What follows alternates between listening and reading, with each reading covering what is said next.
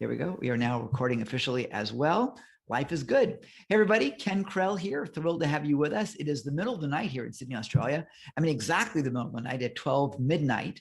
But it is earlier in the day in the other side of the world, in the great city, the city of lights, isn't it?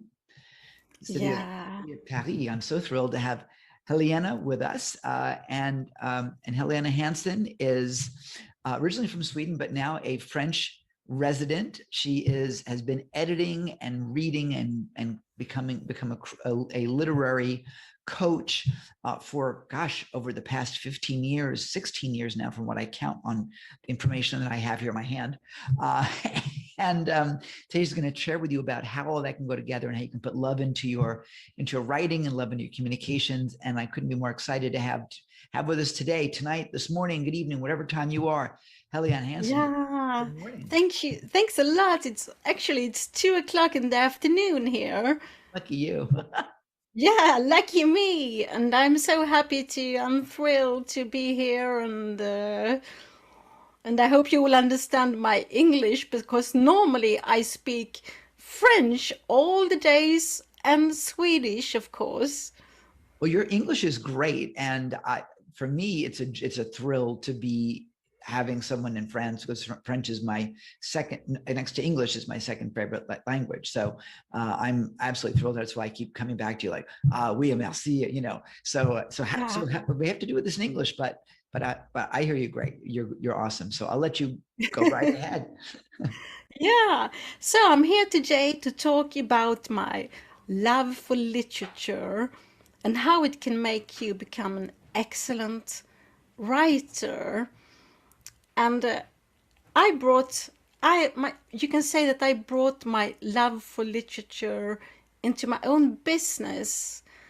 And as you said, I'm a writer's coach, I'm a publisher's reader, I'm an editor. Sometimes I work as a ghost writer, and then it's a little bit more like a secret. It's not my name on the cover of the book, but it's me who has written it.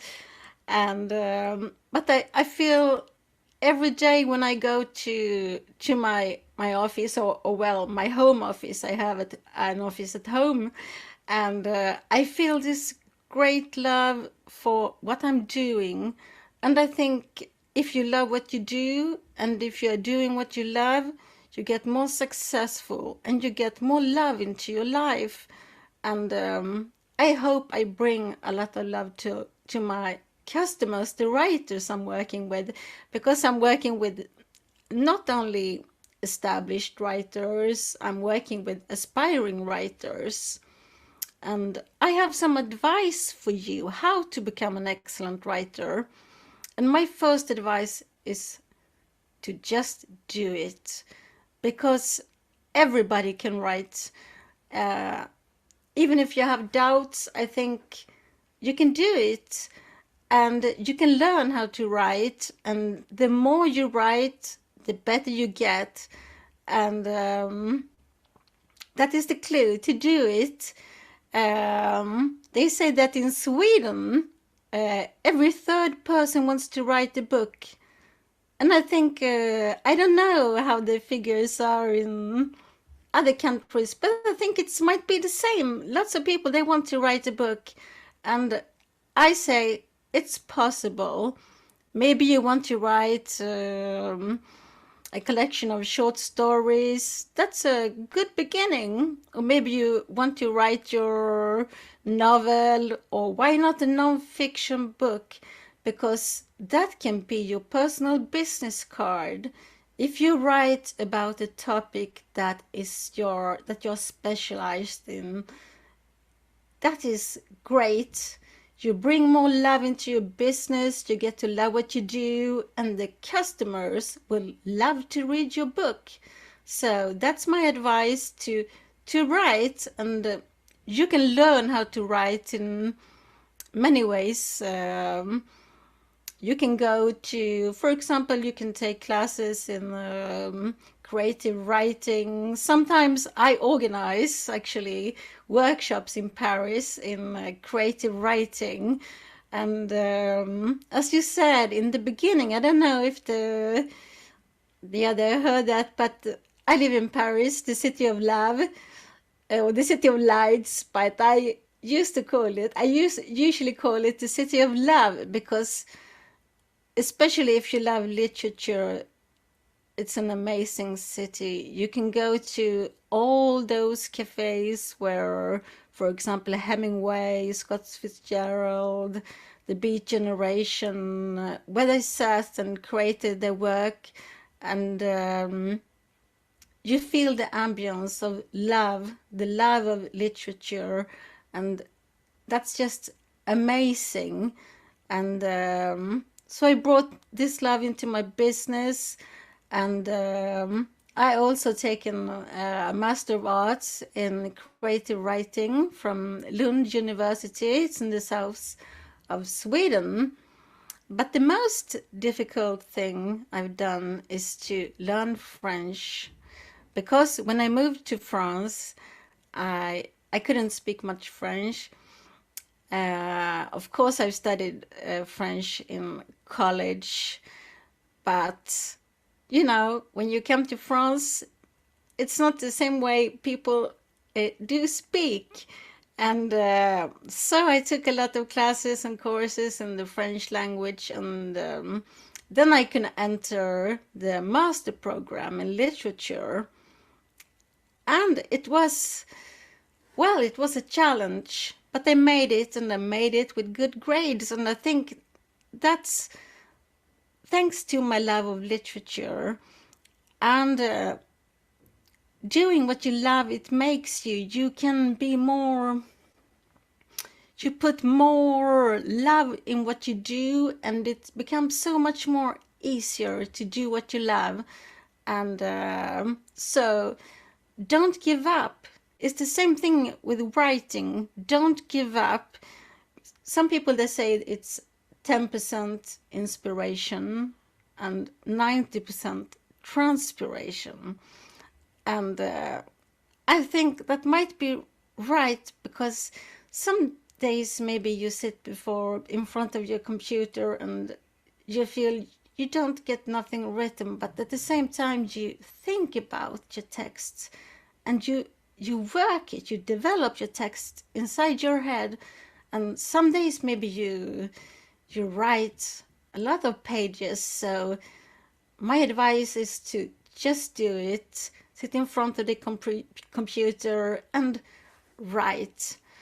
And my second advice is to read a lot, because when you're reading books, one can say you can read books in, of course, many ways, but I would say there are two main ways of reading a book. It's reading it like a reader.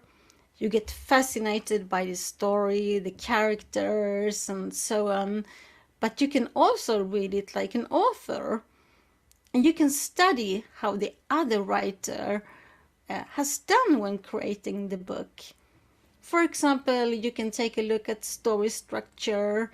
It's a very important component. Maybe one doesn't think about that when writing. And you can take a look about how the characters are developed, how they are created, because a character, there needs to be a development. A character should not be the same in the beginning of the story as in the end. And you can also take a look at the setting, the detail, the style, and that can make you find your own literary voice. And I think it's amazing reading books. So the next time when you read a book, I recommend you to read it like a writer, and read your favorite book again and see how the writer has done. And maybe you say, oh, it's so hard to write a book, it takes so long time, but you can write a book in many ways. And for example, like Stephen King, he says at least that he's a organical kind of writer, That means he doesn't plan anything. He's just writing his stories. But he's also, he has a lot of experience too, so that comes into the picture. But you have, for example, Larry Brooks, who has written the excellent book Story Engineering. And there you can learn from handbooks in writing, and he is focusing on structure, on characters, and everything you need. So you have to feel for yourself which is the best way for you to write, because there are so many ways, but don't forget to read. And my third advice is to letting other people read what you've written, because it can be lonely. It can be lonely sitting at your home office or at a cafe writing, and you feel this, you're a bit alone. And I think you will feel the text gets also more alive. It's become a real story when you let somebody else reading it. So that's my third advice. And it's very good to let's say, friends and family read your text, but you can also contact a writer's coach. And maybe you wonder, what is a writer's coach doing? And me, when I'm working with customers or clients or writers or people who want to become writers, we set up deadlines, they send in text. I look at a lot of components like story, structure, characters, setting, details, language, and not at least the thing to show, not tell. That is very important, because you have to work with pictures, or you don't have to, but the book gets more interesting, if you ask me, if the reader can see pictures in front of him or her when he or she is reading the book. And that's something that is very, very important. And I'm reading text mostly in Swedish, but also in English and in French, of course. And that is my advice, to let your text out of of your computer and sending it to a professional writer's coach. And I don't know if I should talk about my gift to you who are listening, because I'm offering you, because I'm so happy to be here. I'm thrilled to be here talking, and I think it's great, and I want to encourage everybody to write their story, because I think everybody has a story inside of them that needs to get out, to be read. And so you can contact me and you will get 1.5 hours of free online writing coaching. And I will also get feedback, give you feedback on 1,000 words. And there's a link. We will put it on the side, on the page after, so you can subscribe to my newsletter. But you can also contact me through the contact form on my web page. And I will be happy to help you, because I feel this passion, and I hope you feel passion for literature and writing too, because that is all my life is circling around literature and writing, and that is my passion. I think it's as yes, passionate to help other people to write and develop their text, to refine their text as when I'm writing myself. And so I think I've chosen a great job, and I fulfilled my dream. And I think maybe of you who are listening, you have this dream of writing a book, and I say it's possible. I'd say it's possible too with someone like you, Helena, as a coach. That's fantastic. And I'm grateful for your being here.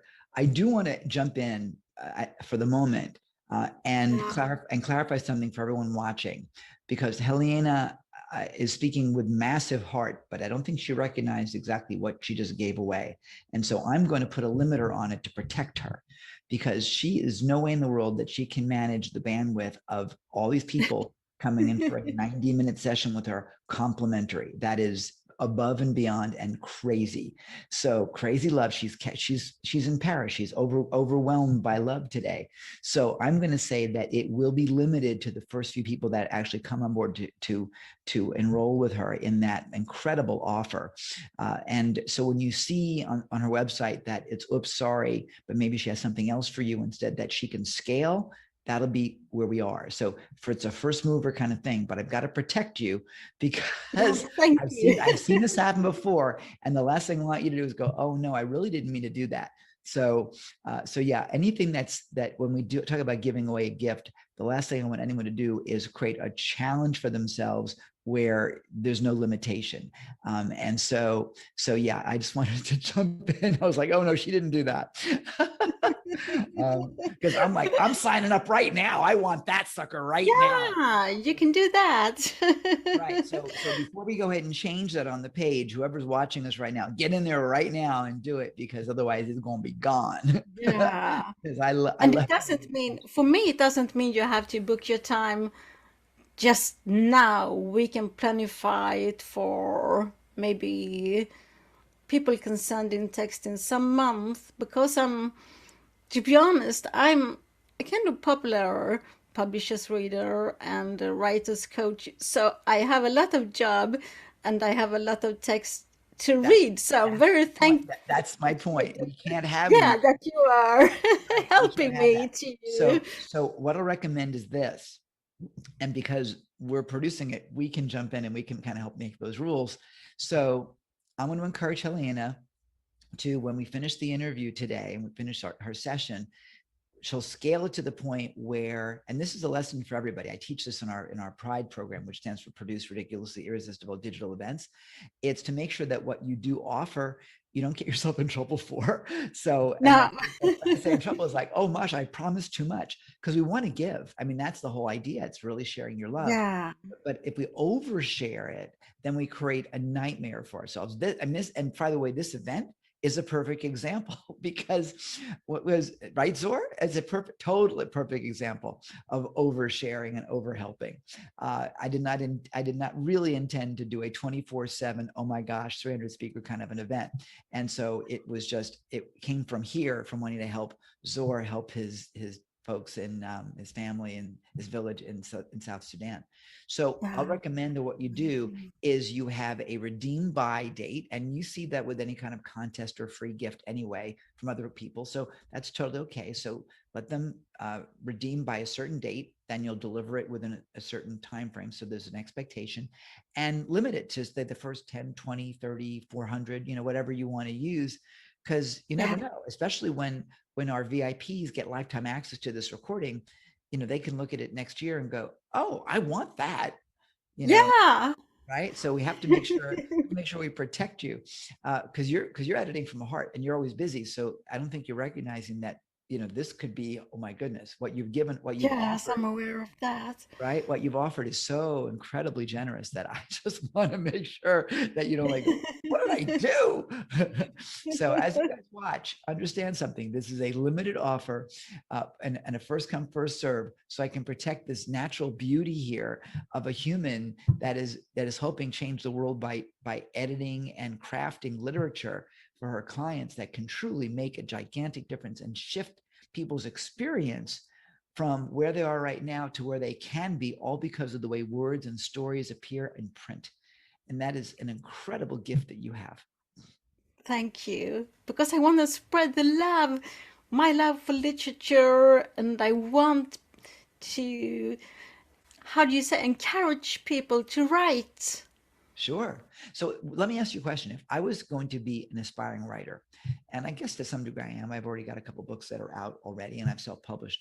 But Yeah. if I wanted to do the kind of stuff that you're doing, not coaching people, but I wanted to be like when you're clients, first of all, what type of writing do you work with? Are you fiction, nonfiction? Does it make a difference?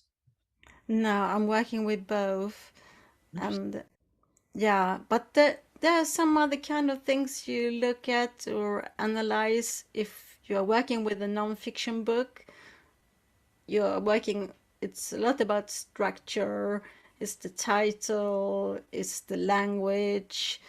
You should be kind of teaching something that is easy for the audience, for the reader to understand, to not to some people they want to complicate the language because, but I think you should make it simple. Yes. Oh, And yes. that can be the hard part. um to some people, to readers, they will understand and they will get more out of the book. And yeah, so there are some other things I analyze when it comes to nonfiction books because it's two different types of writing. Maybe it's not so much show, not tell, because you're not writing a story, but at the same time, it's a kind of storytelling. So, but there are two different kind of approaches, you can say. You know, as a nonfiction writer, and that's kind of my domain, I absolutely agree with you that the power of story is still critical because people remember the story. So if Yeah, we're going to talk about whatever the topic may be, you know, training a dog, then telling the yeah, story about how Billy trained, you know, Biffy the dog or whatever, and you know, yeah. first he did this and first he did that, and then you know, and then I taught him this one little thing. And oh my god, you know, that people remember, right? So Right. it's really important to do that. And then, as you said, very important distinction for every one of us is to remember, number one, who your audience is. If it's a scientific journal, Exactly. right? If it's a scientific journal, you can talk in that very high language. But if you're talking to common people like us, then talk in natural language. Don't try to impress us with big words because that you lose the audience there. And Yeah, you know, it's funny, you know, as a writer, I'm a writer, but I'm more of a copywriter. And when you write copy to convert, to get people to take action, you got to write it at like the fourth, fifth, sixth grade level so people yeah. can read it. Using big words that say you're a genius doesn't get you the audience. So, No. And right? that is, I would say it's very important too in non-fiction or in fictional, sorry, in fictional books to know who your audience is. Because if you're writing a fantasy book, it's not the same people who wants to read a thriller or a romance story. You need to limit your audience because that's a common mistake. You think, oh, I'm writing for everybody, but it's so hard to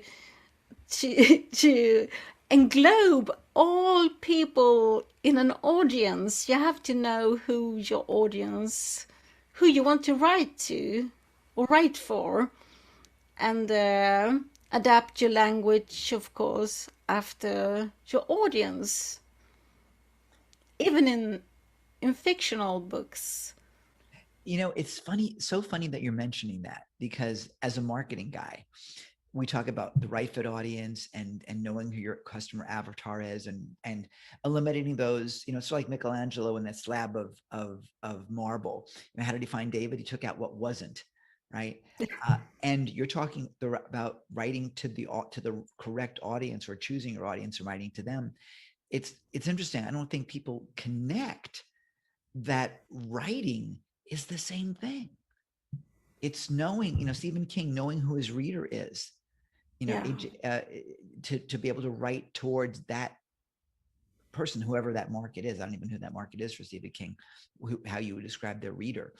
But that's amazing. And I don't know that people recognize that it goes so far into everything that we do, is getting real specific to knowing your customer, knowing your client, and serving. exactly. And yeah, imagine, well, it's really interesting knowing your client. So you go to a concert, right? And when the artist wants to play new music, we in the audience don't want new music. We still want Goodbye Yellow Brick Road at an Elton John concert. We don't want the new stuff. The hell with that. We still want, blah, blah, blah. And Elton John's probably so tired. He wants to have that road be torn up, but Yellow Brick Road has made him a lot of money, so as a writer, same kind of idea. So what kind of books excite you the most? What kind of books? I will say I'm not specialized in any type of genre, or how you pronounce it in English. Genre is correct. Genre. Oh, I like it with in the French. genre. Très bien. It's fantastic. Ouais, c'est très Wonderful. bien, c'est comme ça. Merci. So no, I see. I get excited about that. That's just one of those Yeah, Francophones. Yeah. I love working with all kind of books because I think it's the same kind of craftsmanship. Because I think what's important to think about too is that you can learn how to write, because some people think it's only inspirational, it's only genius who can write a book, but this is something you can learn how to do. And of course, if you read a feel-good book, there's certain expectations from the reader. There should, for example, always be a happy ending. If you are writing a criminal story, you want to know who the killer is, or Yeah. yeah, because if you are not writing like a, I don't know, trilogy or something, but there is something that's important in every type of book. Um, Elena, and sorry. Go ahead, Zora. Yeah, so I was gonna ask, I love your presentation, it's awesome. I was gonna ask, when you're writing a book or when you're writing whatever, are you a type of writer that normally start with outline and follow the outline, or are you the person that just go with the creativity of the story?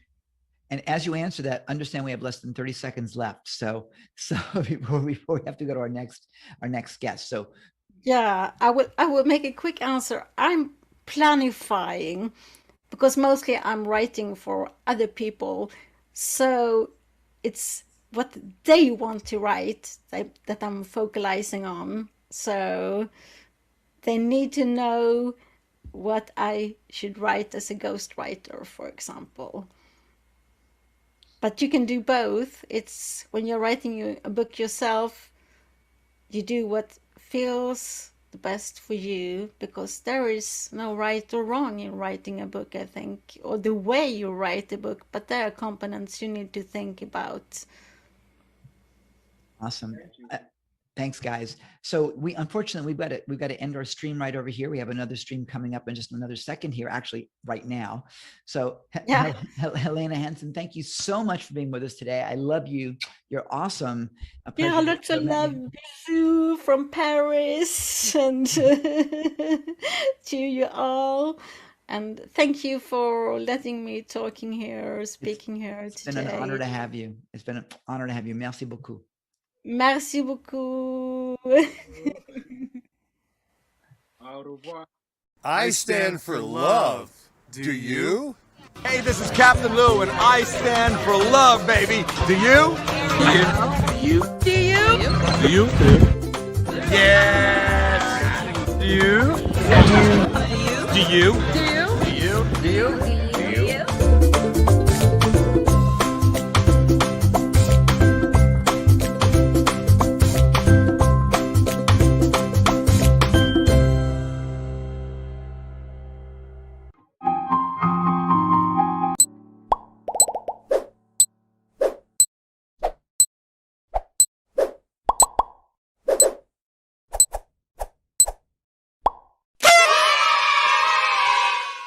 Good morning, good evening, everybody. I'm just going to connect us to YouTube right now as well. So give me 1 second and you're going to be ready for a fantastic treat. Here we go. All right, we are now streaming to YouTube as well, which is awesome for you YouTubers. Today, you are in for a fantastic treat. Now, by the way, when I say today, it could be this morning, this afternoon, good evening, because at the moment it is 5 o'clock in the morning here in Australia. It is 1 o'clock in the afternoon Eastern time. Janet, where are you? Where are you?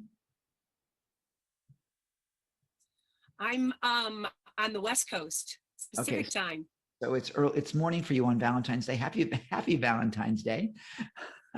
It is a Happy Valentine's Day.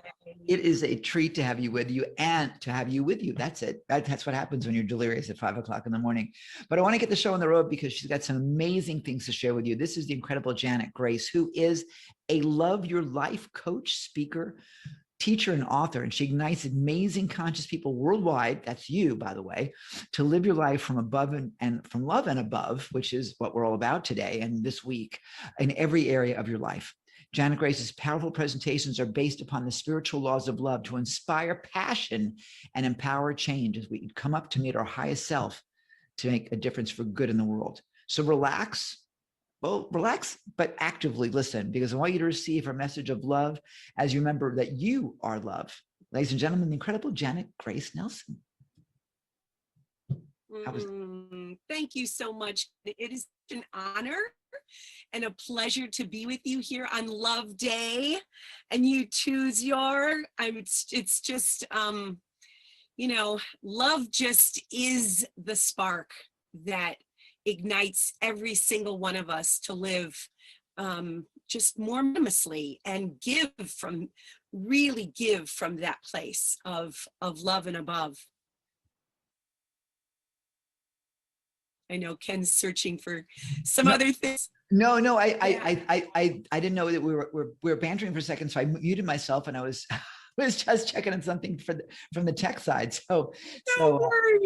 I got to tell you, Jan, that one thing is really interesting is that sometimes people will talk about love and it's just lip service, but you're experiencing that with this amazing woman because just going through our process today, and as we've sprinted to put this event on, there have been a few things that broke, some technology breakages that have been very frustrating. And some people, while they will not handle it with finesse and with patience and with love, Janet's been just like, there's a couple things that didn't work real well. I'm like, I was like, yeah, I know. So it's been really wonderful. So let's just, as Janet says, relax and love into what's coming next. I'm really excited to hear what you got. I'm very excited to hear what we're for, especially when we get up at this time of the morning. This to me is the perfect time to be able to get into self. And these early morning hours to me are precious. So to begin or to have woken up to this to host is a treat. So yay. Yeah. Yay. Thank you, Ken. And, you know, when you sent out the invitation to share a message of love on World Love Week, my heart just, you know, said yes. And the more that each one of us listens to the wisdom of our heart, that is the vibrational, you know, frequency of our yes in the world, and follow that yes, and not let the logic reasoning mind get in the way of us doing and being our true nature and doing the things that resonate for us to be our highest self, to be our greatest self, our giving, generous, loving, creative, powerful self. And the world really needs that right now more than ever. So I want to really talk about 3 dynamic ways that we can really use the power of love to create a world that really does work for everyone and create, you know, it starts with our heart. It starts with us each individually. And then as we're in this collective community right now, it's vibrating out. So Ken, you're in Australia, and yours in Africa, and I'm on the West Coast. I don't know where Rochelle is, and I don't know where all the the audience is, but because we're speaking about love and the frequency of love, it's vibrating positive energy wherever we are, and it's coming out from us. So it's a beautiful way to start the day. It's a beautiful way for us to give of our unending of good and joy and creativity and solutions for this world. It's true. It's totally true. And by the way, Zora is actually not in Africa. Zora is in Hobart, Australia. So he's just down the road a little bit, by very far, actually. Yeah, I'm down in Tasmania, and it's a little island at the bottom of Australia. But yeah, oh, wonderful. Yeah, but I was born in South Sudan, of course. So we bring love everywhere. Anyway, I'll mute myself and back to you. You pause. I wasn't sure if you wanted me to puff in or not. I didn't know if we wanted it to be sensational, or if you want to keep sharing. So, you know, this is your stage. I'm here to share whatever, however, whatever works. Well, I'm good. Now that Yeah. I know, I think from a bandwidth standpoint right now, because my message apparently is not getting out to you as clearly as I thought. I'll let you run with it. I may pop Okay. in. Yeah, but for some reason, you're not coming through clearly to me. Everybody was fine before. Go figure. So yes, I'll mute myself. And Zora, you're doing great. So you guys can hang out together. It looks like you have no issue on your end in Hobart. So go figure. Sydney, not so great. Hobart, fantastic. So I'm gonna move to an island. All right. Move to an island where you get great reception. It's funny. Yeah. It's funny. Absolutely. Because sometimes Absolutely. cities have. Yeah. So, well, I'll just keep going with my message. Yeah. No, go ahead. I just muted myself because I'm delayed. So I'm just gonna make this thing worse if I talk. So I'm gonna be quiet for a bit and let you guys run with it. We'll hope that things ease in a little bit. This is really weird that our bandwidth got wacky all of a sudden. Yeah. Yeah. I'm sorry it did too. Oh my goodness. I just know that this powerful time in human history, love is needed more than anything. And I am just so elated that I am here to share this message. And what I know is that for the last 2,000 years, the Piscean age was really led by the head, the logic mind, the reasoning mind. And we're now in the age of Aquarius. A Love Your Coach really focus on the highest vibration that we can come from.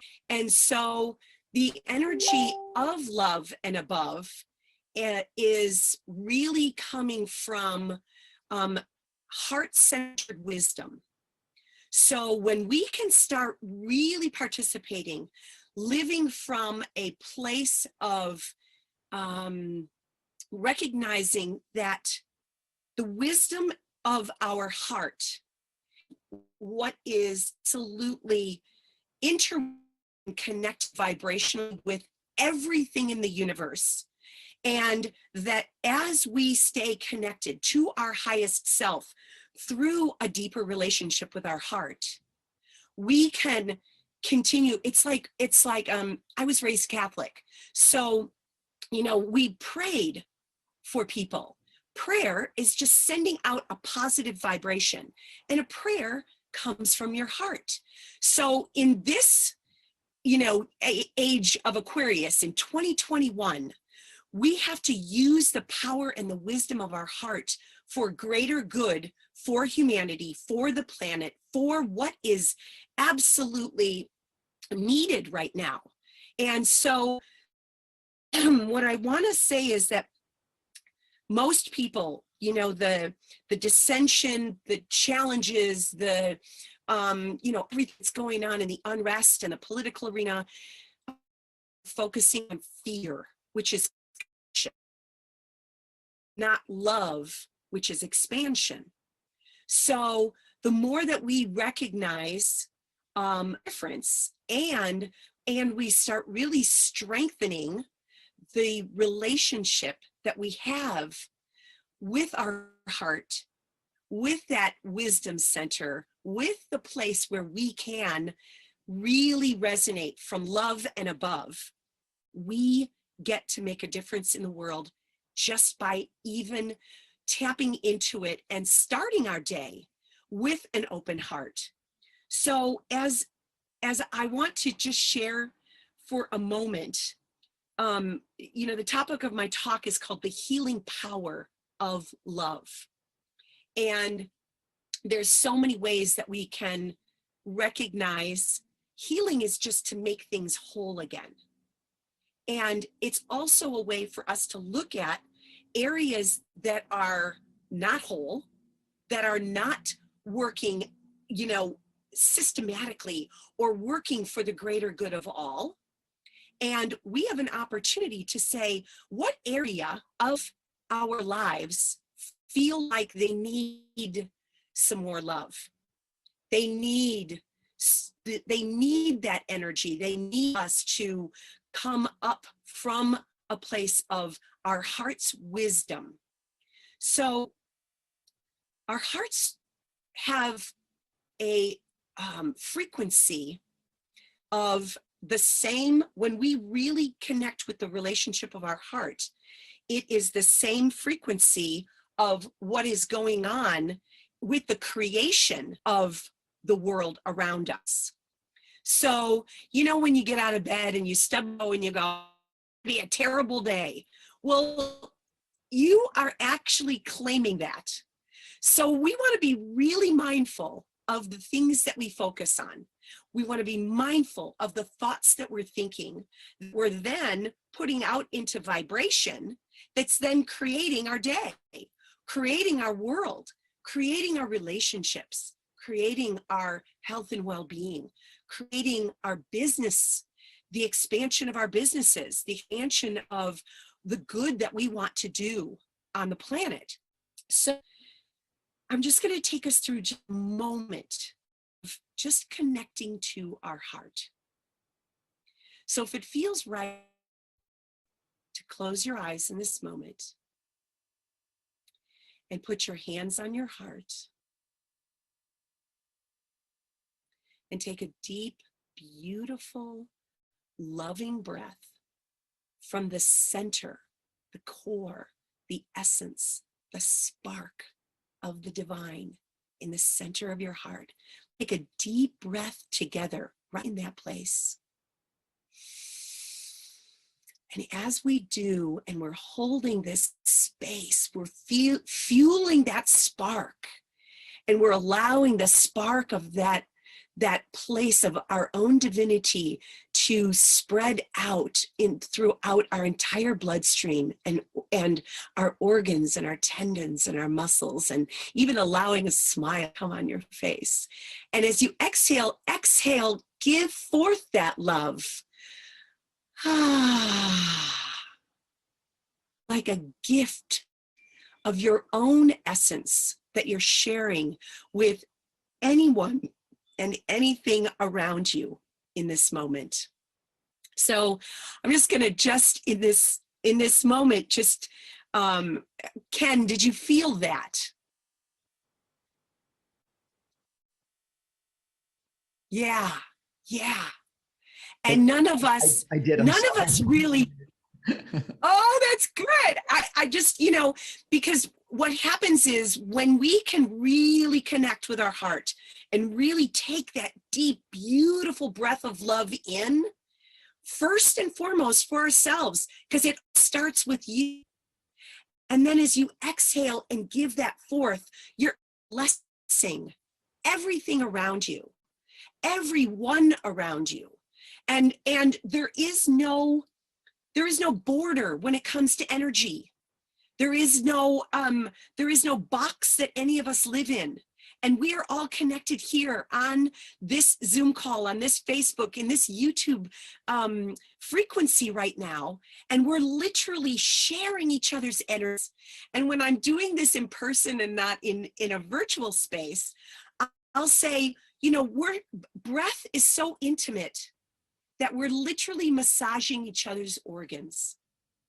So if you think about the intimacy of breathing, exhaling and inhaling, and opening up your heart to be of loving service to the other souls that you're sharing this journey with, it really truly is a loving journey and a loving way that we can feel intimate, feel connected, know that there is so much that we can do just by opening up our hearts and setting the intention to actually share that love and feel the wholeness, feel the healing power that we can actually send to others. So that's the first of the dynamic ways that I wanted to share today. And the second one is for us to recognize that love truly is the most powerful healing force in existence. And that was actually a quote by Martin Luther King Jr. And lifelong student, very, very active. I've read hundreds and hundreds and hundreds of books on the subject of love. It is truly my favorite subject. And so when we get to recognize what love is, and I love acronyms. So love for me is an opportunity for us, our vibration eternally.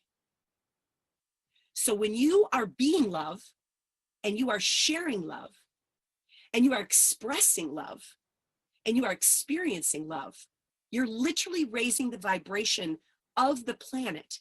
You're raising the vibration of humanity. When we can put our attention on the energy of love, which is expansion, and recognize that when we're in fear, anxiety, worry, doubt, we are in constriction and some phase of fear. So with our awareness of that, we can say, how can I put love into this moment? How can I breathe love into this experience? How can I lift my vibration eternally? There is no separate good. So as I'm lifting my vibration of love eternally, I'm lifting humanity's vibration of love eternally. So as we have this opportunity to really lift love for each other, for the planet, we are literally healing hearts and healing minds and healing souls and healing businesses and healing our opportunities to be of service and to give. And Zor, it's such an honor to be participating in this way of giving even more love for your incredible cause. And I also have a nonprofit, so I recognize that, the more that we give this generous energy of love that continues to ripple out and keep giving of itself, this is when we get to actually be our true nature. And the truth of the matter is, we are love in the flesh. We have, each one of us, been loved into existence by love itself, or God, or source, or creator, whatever label you want to put on it. But we have to realize that every act of love is us being our true nature. And that is truly how we heal, with the power of love. And we will heal this planet, we'll heal ourselves from past sufferings, from past pain, from past abuses, from, all kinds. We can even pour love into those experiences so that we can stand even stronger and taller as love in this moment, and then move forward from that place of love. That's how we're going to heal this world. And I know that I know you all stand for love, as I do, and I'm just so honored and grateful to be sharing this message today of love. And on Love Day, it's just such an honor and a pleasure. And so the third thing that I just want to share really quick is, as you're staying connected to the energy of love, continue to ask yourself, what is my heart's deepest desire? To be of loving service to humanity. What area of humanity can I be of greatest service that really sparks the divine of my heart, that wants to be of service, that wants to be generous, that wants to give, so that we can all live in a higher frequency and really heaven on earth, because I truly believe that it's possible. So Ken, back to you for now. I love you. That sort of was redundant, I guess. But let me ask you, we have a few minutes, so we can play for a little bit, and Zor, you can pop in as well. Especially if my bandwidth is being wacky, because I felt like we were playing walkie-talkie delay earlier. I love it when that happens.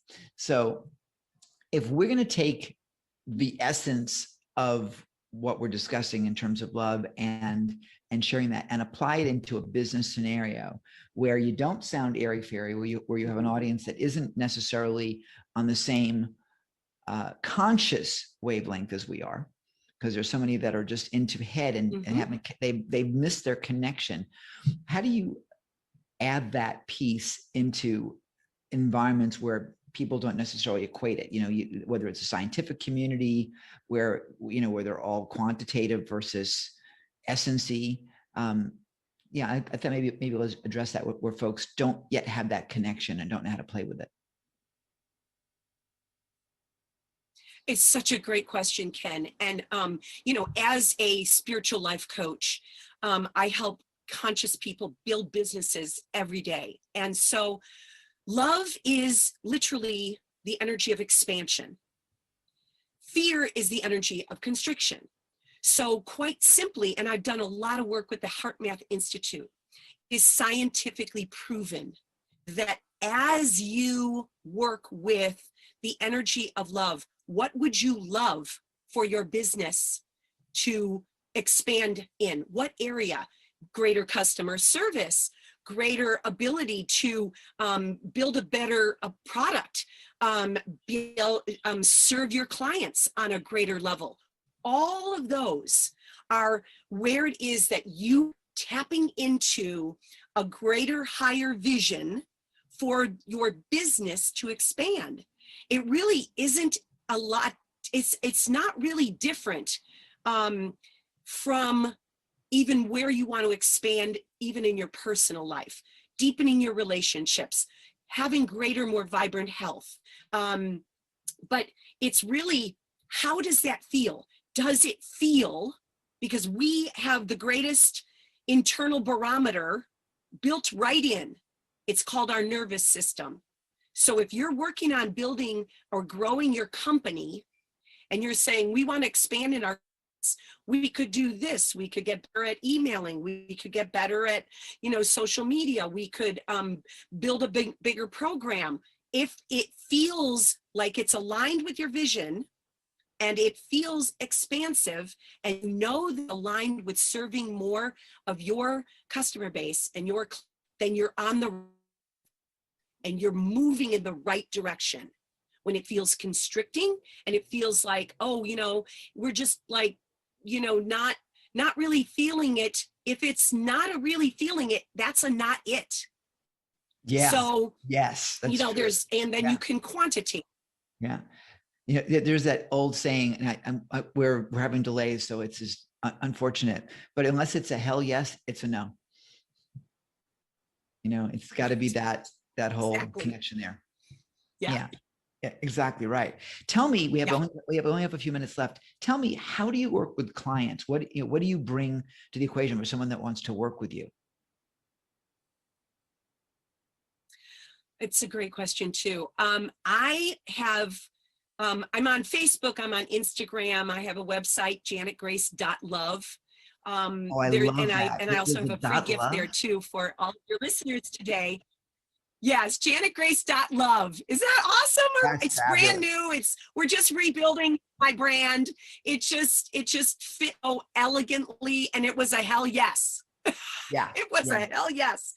So, but on my Facebook page, you can have a one-on-one call with me. I call them my purposeful life call, because if you're on purpose, you're living in the energy of love. So you can call, and I have a lot of programs, 90-day programs, year-long coaching programs, VIP days. I have a lot of sacred retreats all over the world. And when the world opens up again, we'll be doing more retreats and doing my sacred love journeys. So lots of different ways to stay connected to me. So thank you, Ken. Yeah, it'll be nice to have the whole idea of a sacred love journey, easy for me to say, sacred love journeys. That's awesome. Right now, the only journey that we've been having is like here at the grocery store, because we're not going anywhere. But we are. Look at this. We're global right now. So we have Australia, we have the Philippines, we have the US, we have a lot of people coming in from Canada as well, and that's just here in this Zoom room, then on Facebook. So it's really miraculous that we're able to actually, the baby just came into the room. See, now I know now I know we're complete. I've had some people say to me, "Oh no, forgive the cat." I'm like, what do you mean forgive the cat? I love it when pets and children and and stuff come in the room, because it just allows you to connect with your heart. It's pretty exciting. So, Janet, I am thrilled to pieces to have you with us. And I wish we had more time, but I tell you, we've got a full plate. Hang out with us if you like, whether either here in our little broadcast area or in Facebook.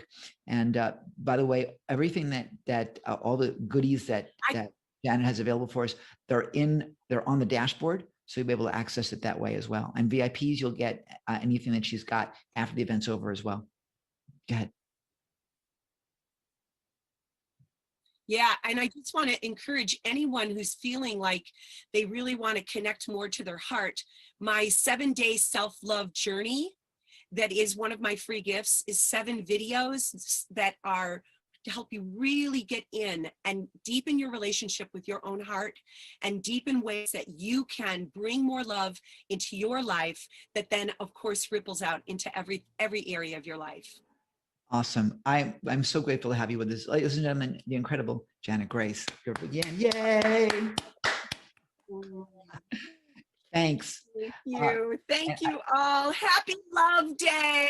Happy Love Week. I know I'll be seeing you in this space again. Much love. Back to you. I love it. Excellent. I stand for love. Do you? Hey, this is Captain Lou, and I stand for love, baby. Do you? Do you? Do you? Do you? Yes. Do you? Do you? Do you? Do you? Do you? Do you?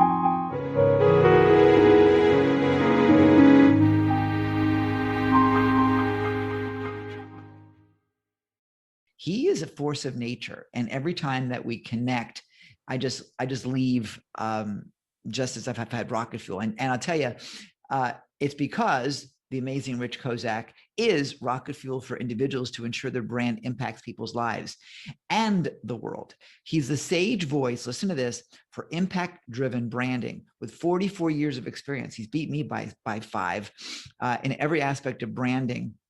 Rich is a rare individual who guides people in branding that brings them joy. His mid-career radical sabbatical, that's interesting, shaped his life, focused him specifically on what impact-driven brands are doing. And now he's soon to be a 5-time published author. His story is about love, clarity, and alignment on purpose.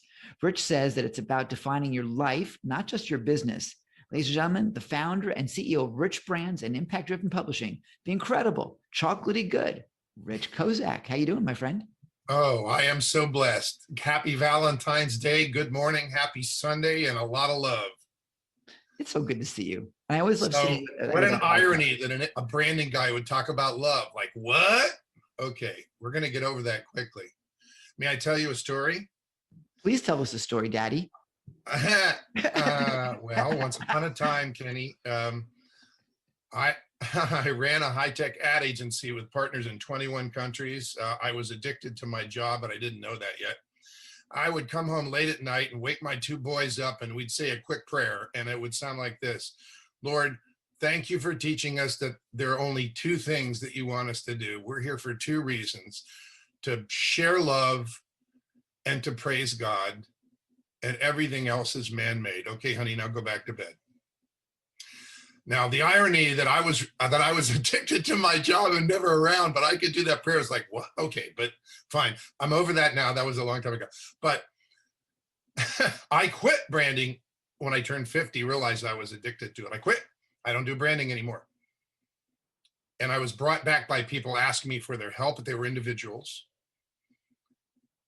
And I created a process based on the process we used to use with giant companies, $14 billion companies that wanted to move their brand from Germany to the United States, but the legalities were different. And so we helped them. You know, I was addicted to it. It was a buzz, an absolute buzz. But these days I work with individuals, and here's what landed on me. And I realized that the ability to do and see what we do is a gift. It's not a skill. I used to think it was a skill. There were heavy beat marks on my chest from doing, okay, you know, it's like it was about me, but it's not. When you have the gift to see what people can become, when you listen to what they talk about in their life, and you say, can I show you how that maps out? And they go, what? And by the time you're done, you have a picture you've held up a mirror to their heart and said, this is what I see in there. How close are we? And they go, oh my gosh, this is amazing. You actually get to help people not only build a strong platform for their business, but to step from that platform into their purpose. And that's what I do these days. So it is about love. You know, we learn. Anyway, so that was my story, my little story with the prayer. And I am a love guy. We just buried my mom, 100 years old in 5 months.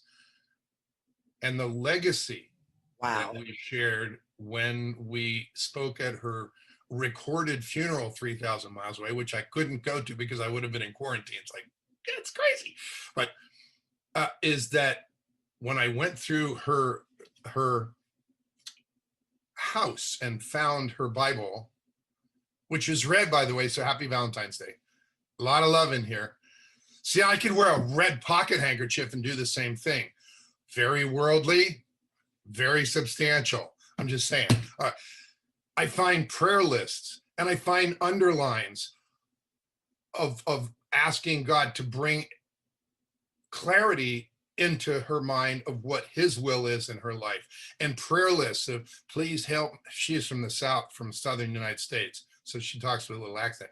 Please help my son, Richard, find a good woman and not spend too much time playing in those rock bands in those bars. That was like, you know, several decades ago.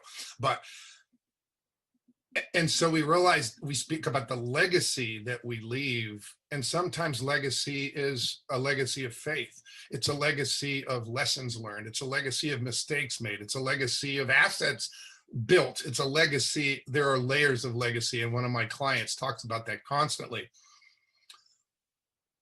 When it's time in someone's life to take it to a higher level, when they're ready, and it sounds like this, boy, I've done this for 20 years and I really want to take this to a higher level. Man, I've had this business for 35 years, but we've been really successful, but I want to leave a legacy in the world. I want to share this with other people. I want to teach others so they can teach others. I want to train the trainers. I want to write and I want to speak, and people are ready to take it to another level. They think branding is the answer, but they're intimidated, frustrated, confused, misinformed by what branding really is. And I am going to reframe your idea of what it can be. The name of my presentation that I shared with you, or the theme of it, is When Work Becomes Love, Reshaping Your Life. When work becomes love. So what the heck does branding have to do with love? And what the heck does branding have to do with God's purpose that he puts in each one of us when he makes us? Because we all are here for a reason, unless there's nothing to this life. And you can be one of those people, but I'm not going to spend a lot of time with you. But it's like, we're here for a reason. And we either get to step into that gift, step into that purpose, or not. And when you have somebody who says, look, I had this job for 30 years and I'm over it. I'm going to do what I love, but I want to do it right. They think they need a brand, or they want to take it to another level because they've done it for so many years and they want to do it right. And they know branding is an answer, but they don't understand it. Or they've just created something like an expertise or a method or a product, and they know it'll touch people's lives and make the world a better place, but they're not a branding person. And they know all of those people are ready to take it to another level. Here's what can happen. This is what impact-driven branding is. You envision the brand, whatever you are, speaker, trainer, scientist, coach, whatever your business is, be it a manufacturer, it doesn't matter. I have clients of all types. You imagine that thriving. You think about it. What does it look like? What are you doing? Are you serving 200 clients in your backyard for the rest of your life? Or are you speaking through 200 languages all around the world? What are you doing when you thrive? Think about that. What's in your mind is in your life. So think about thriving. Now, answer the question. In your mind's eye, who are those people that you are absolutely clear? You can see it. You can clearly see them in your mind's eye that you can touch their lives. And you write those down. And don't tell me women feel better or, men get over the fact that they're not their job. Okay, I want to hear a woman 40 to 50 years old with a special needs child with autism finds a way to make herself abundant and leave a legacy for the child when she's gone. That's a who and a what. That's an impact statement. Give me a who and a what. I don't need 20 of them, and don't make a list. Let them come from your heart. So you write them down. I have a client who added a light wire to safety vests. He's going to change safety all over the world. That's the impacts we wrote for him are absolutely compelling. The way he changes individuals' lives and the world. So you write them down, who and what. Maybe you have 3, maybe you have 7, maybe you have 12, it doesn't matter. The moment you write those down and build clarity and specificity into those impact statements, here it is, wait for it. That brand can be defined to be the brand you must become to make those impacts. What characteristics must you become and get credit for? What expertises must you become and get credit for in priority order in order to make the impacts? Everything is impact driven. And when you do it that way, and when you do that work, everything the brand says and does aligns to the impacts. And you get to the impacts faster, and you get to this faster. And you might even discover the purpose of business is not this anymore. It's impact.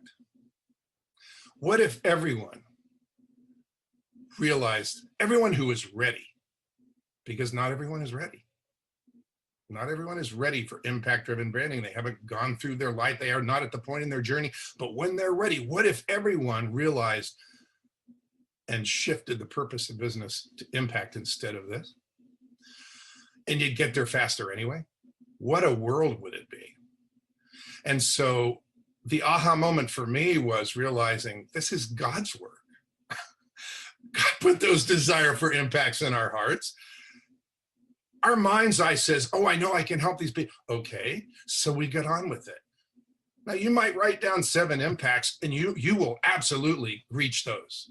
You are gonna reach a whole bunch more. Just because you only write down 3 or 12 doesn't mean you're not gonna make any other ones, but you are certainly gonna race to those. And everything the brand says and does aligns and sends you there. What a God blessing.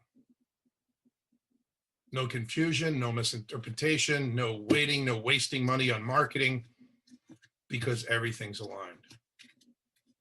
People jump into marketing and don't define who they are and really language their brand. And when that's done absolutely thoroughly, it is clarifying first and then aligning.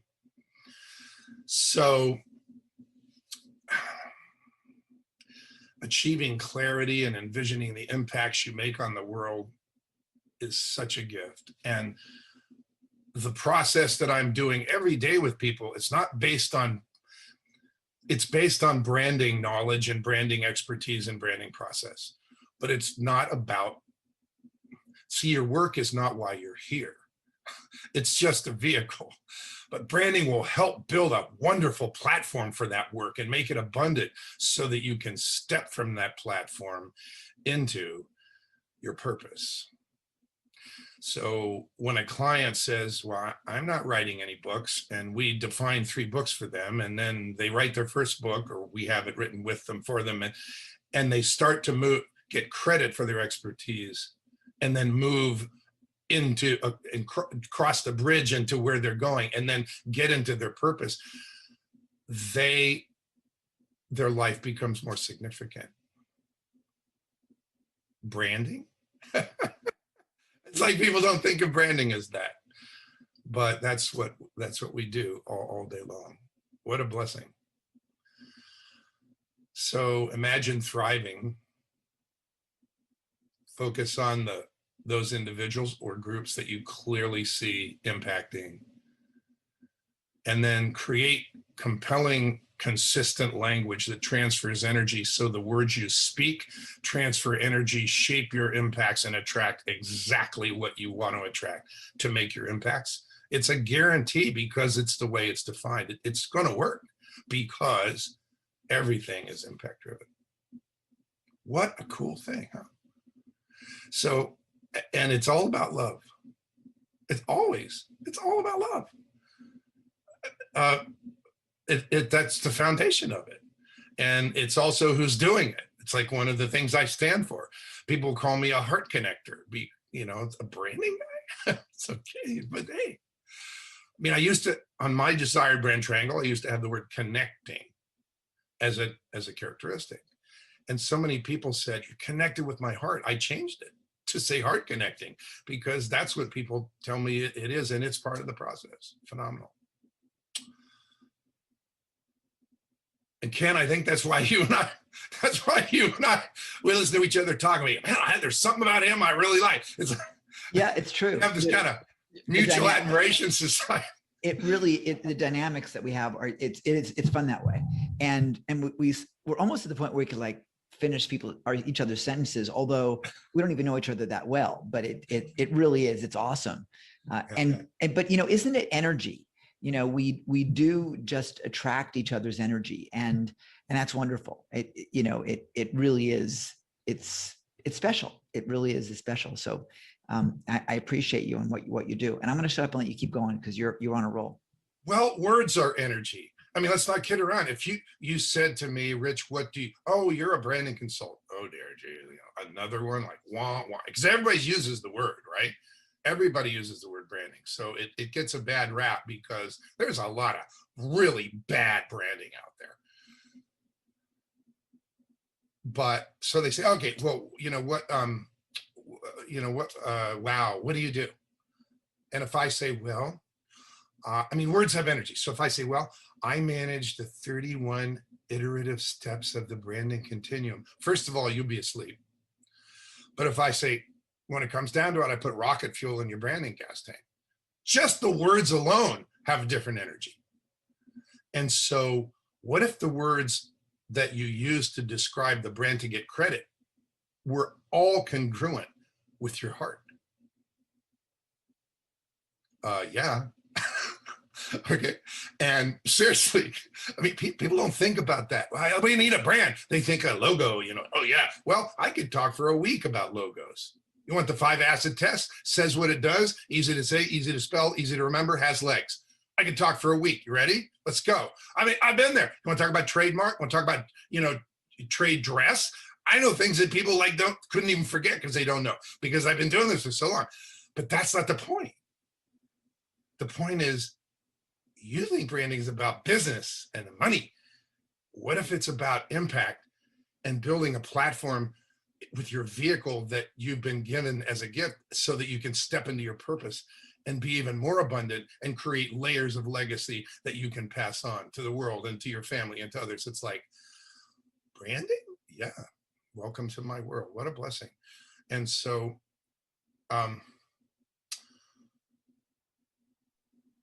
how do people get a feeling for that? Ken, do you mind if I mention the free website with the little 1, 2, 3 minute branding question videos? Love it. And Okay, by the way, so and let me also yeah. mention that those links are also going to be in the resource area on our dashboard. So if you go to worldloveweek.com/dashboard, we have it there as well. Or if it's not there the second, it will be. So we have it there for you also. Well, I'm going to do a little bit of a surprise. What's on that list is surprises. It's a kind of a Valentine's Day bonus. Little ready. Could you do that again? Yeah, do that again. That was nice. Yeah. Okay. So sorry, old school, thebrandyoubecome.com. Thebrandyoubecome.com. I love that. I mean, the whole brand. Okay, but not just the business brand, the whole brand, like why you're here. Got it? Okay. Thebrandyoubecome.com. That gives you access to, I think there are 8 little 1 minute, 2 minute, 3 minute, total 18 minutes videos answering really common branding questions with straight talk. Yes, it is I. My mother was an English teacher. It's a predicate nominative. It is I answering them with no airy fairy language like Ken was talking about. There's no essence talk. Okay, there's just straight answers about branding questions. Including the last one that says, why does Rich Brands only want to work with people determined to make an impact on others' lives in the world? So that's free. Go get them. And to get them, I'll get your email. And then anyone who just signs up for those and gets that, I'll get an email. I am going to send you a second gift. And it is a free ticket to a half-day event that I'm doing on the 27th of February called Branding You with Impact. And it is a charged event, but I will gift it to you. It's middle of the day if you're on the West Coast, Pacific time, it's 11 to 2:33, something like that. East Coast, it would be 8 to 12. Of the United States, sorry, because I know we've got people all over the world. So for the first time in your life, you come to that, you will hear and see and feel branding as a process that makes you more significant and enables you to step from your well-branded business platform into your purpose with ease. You'll see what it is, how it works, when you'll see how work becomes love and when branding becomes God's work. And I would love to gift that to you. So www.thebrandyoubecome, sign up. When I get your email, I will send you the gift of the free ticket for that event. That's awesome. And for those of you that watch this on a recording in a year or 6 months or whatever, sorry. Well, I'll come up with something else. Timing is of the But essence. you'll start with the videos, and you'll watch those, and you'll either go, I love this guy Straight Talk, or you'll go, I want some essence. Where's the essence? And you're not my guy. It's okay. It's okay. Maybe you're not ready. The whole But piece if you're on this event, you're probably ready. So it's like, let's not get around. That's true. Here's the thing. I like to be pragmatic about what we do, and I teach that way when I do my Pride event, for example, which I know you've been at. Great event. I thank you. It's great because of the people that show up, and the brand that comes with it is also the brand of transparency. So my whole perspective, and why I'm so happy to have you here, is that when we talk about branding, we talk about making an impact, and we talk about just doing business per se, when you come from truth and you come from your real purpose for hopefully serving your community, and I'm just not talking about your customers, which should be fundamental. It's serving your collaborators, serving your joint venture partners, serving your suppliers, serving even the Uber driver, the people that you're in contact with. If you don't, Just a choice. yeah, is recognizing that you can't do what you do without everybody in that entire food chain, that entire supply chain, if you will. And that's critical. I mean, if you don't win the scenario, and yeah, you want to negotiate your best terms and your best deal and everything, but when you do it with integrity, and if you goof, we've had a lot of with this event, for example, we've had all sorts of fun technical challenges, opportunities to learn where things haven't worked, and we've had to pivot in a lot of ways over this past few days.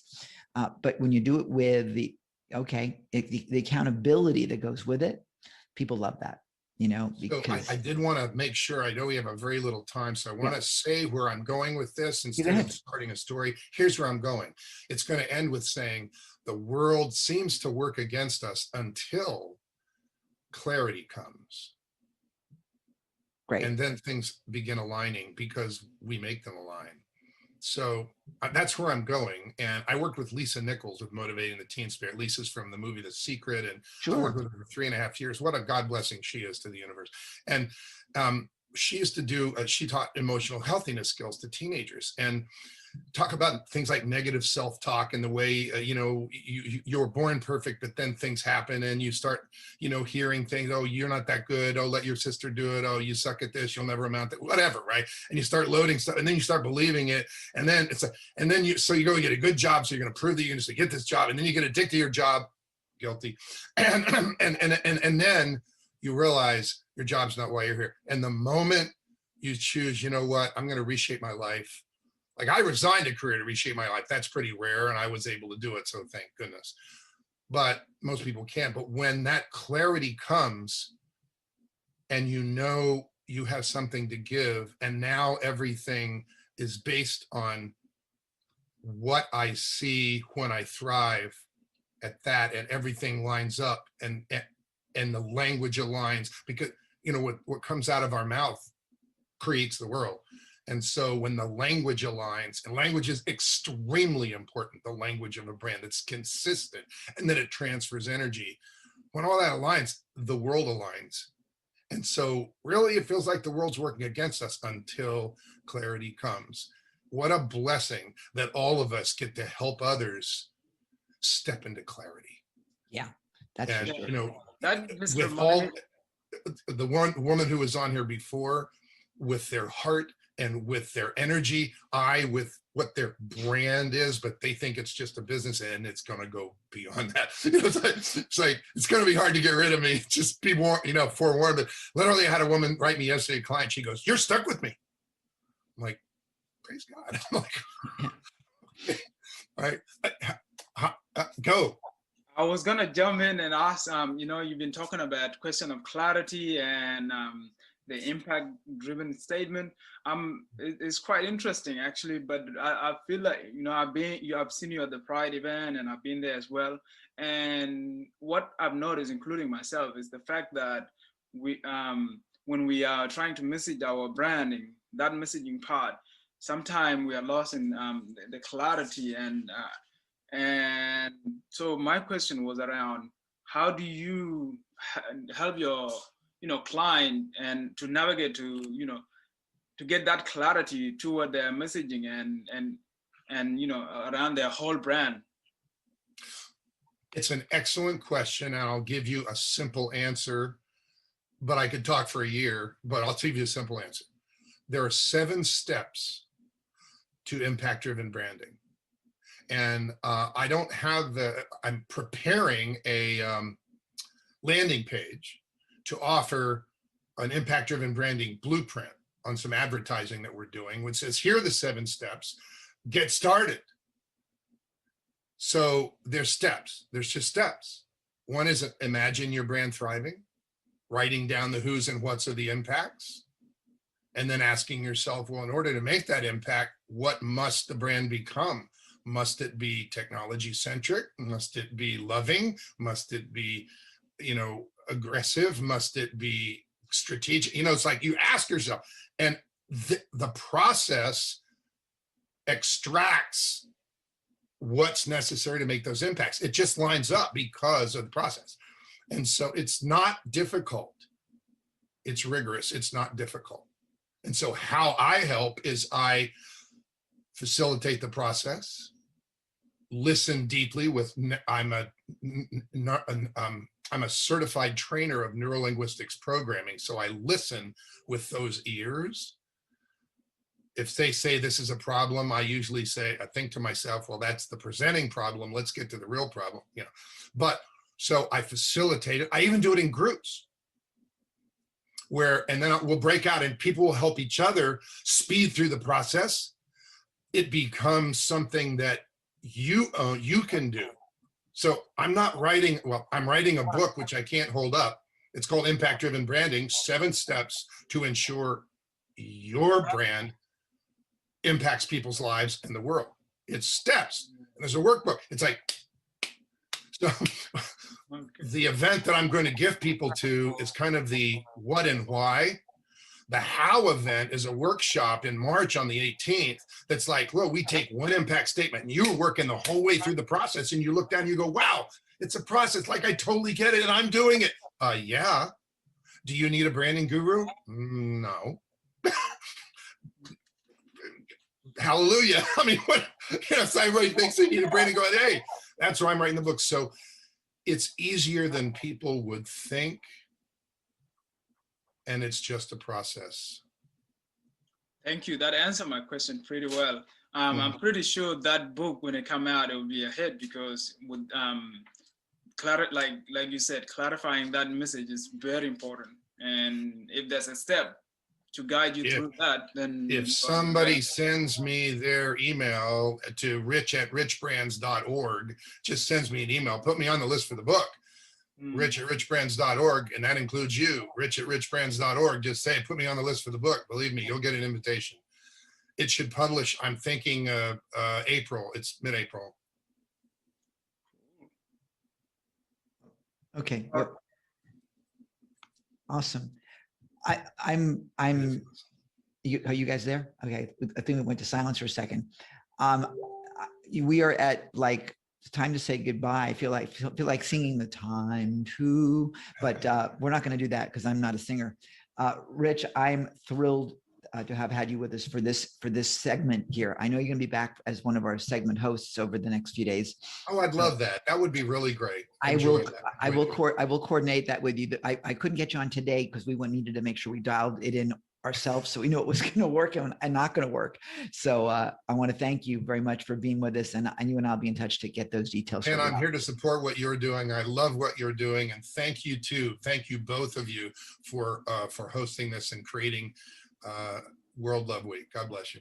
And to you too. Hang out with us if you like, or hang out in the Facebook group, whatever. I'm going to bring Madeline on in a second here because she is amazing. Go ahead. I see your fingers. Go ahead. And remember, now is the time to define the brand you will become.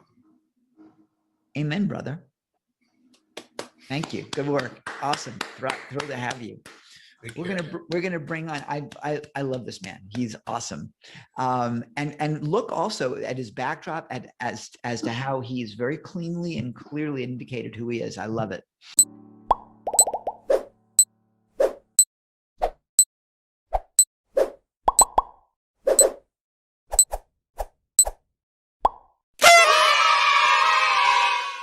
Okay, we're going to head not to Brookline, Massachusetts, but we're going to head now to the city of brotherly love, Philadelphia. Is that where we are, Madeline, today? Yeah, Awesome. it's Look, 0 degrees centigrade, freezing. what is it? Is it 0 degrees centigrade? Yeah, which means it's 32 degrees. That Which is true. has been warm. It is warm actually compared to what it has been. Well, it's cold for me given that I'm in Sydney and it's summertime, but although it is cool. But let me do the intro for you so everyone knows who you are, and then we can kind of dive in a little bit. Because I've known Madeline now for, I don't know, quite a few months, it feels like. She's a psychologist with years of experience working with teens from inner city schools and outlying rural areas, as well as white suburban areas. In all these settings, I've never heard it quite called that. In all these settings, her clients showed the same basic needs, listen carefully, for honest communication and respect for their autonomy. She's now written 2 books that address them directly, since they are the experts on themselves. Her book, I Want to Be Me, But I Don't Know Who I Am. I love that title. It sounds just like the story of my life. And her soon to be published I Want to Be Me workbook. Madeline coaches her readers to greater awareness, autonomy, independence, and resilience. And I got to tell you, from what I've discovered about teens these days, that is so critical, because the teen suicide rate is up 8.7 times what it was in the past. So a woman that is basically here to save lives, the incredible, amazing Madeline Boskovitz. Yay. Thank you, Ken. Oh, God. I don't know if I can live up to this introduction. And Joe, Well, hell, you wrote it, so for God's sakes, you better. And Joe, I am thrilled to be meeting you, not quite in person, but Yeah, no, it's awesome to meet you. Yeah. so this is and I want to. I'm sorry. I Oh, want to. I was just replying to your comment. I think there's a little bit of delay. No, yeah, it's awesome to meet you. I can't wait to hear what you get to talk about. I mean, the title of the book is already has caught my eye. So yeah, nice to meet you. Thank you, Joe. So this is very exciting. Thank you, Ken, for for this opportunity to talk, Mr. Quell, Oh, no, to no. an international audience. And while my experience is entirely American, and I'm addressing American children and teens and young adults, I think human development is pretty much the same despite cultural differences.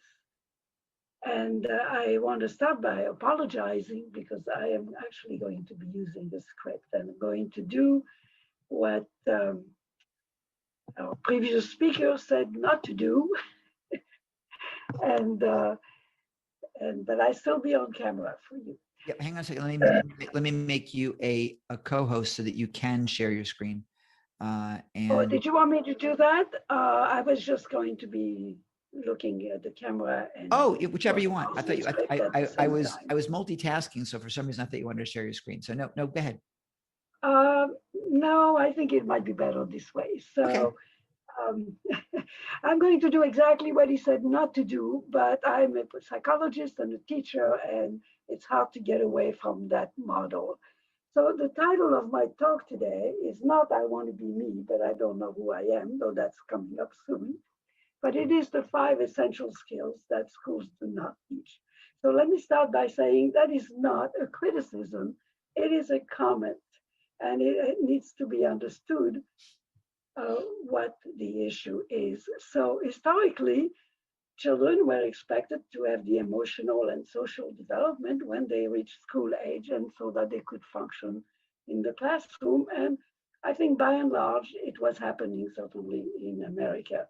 But for some reasons, and or many reasons, it's not happening for many children and teens nowadays.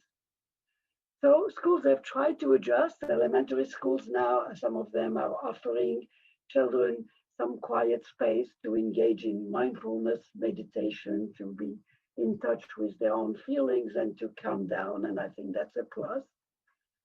In high schools, though, teens are really assumed to be ready to learn the material. There is a hurry to get it done.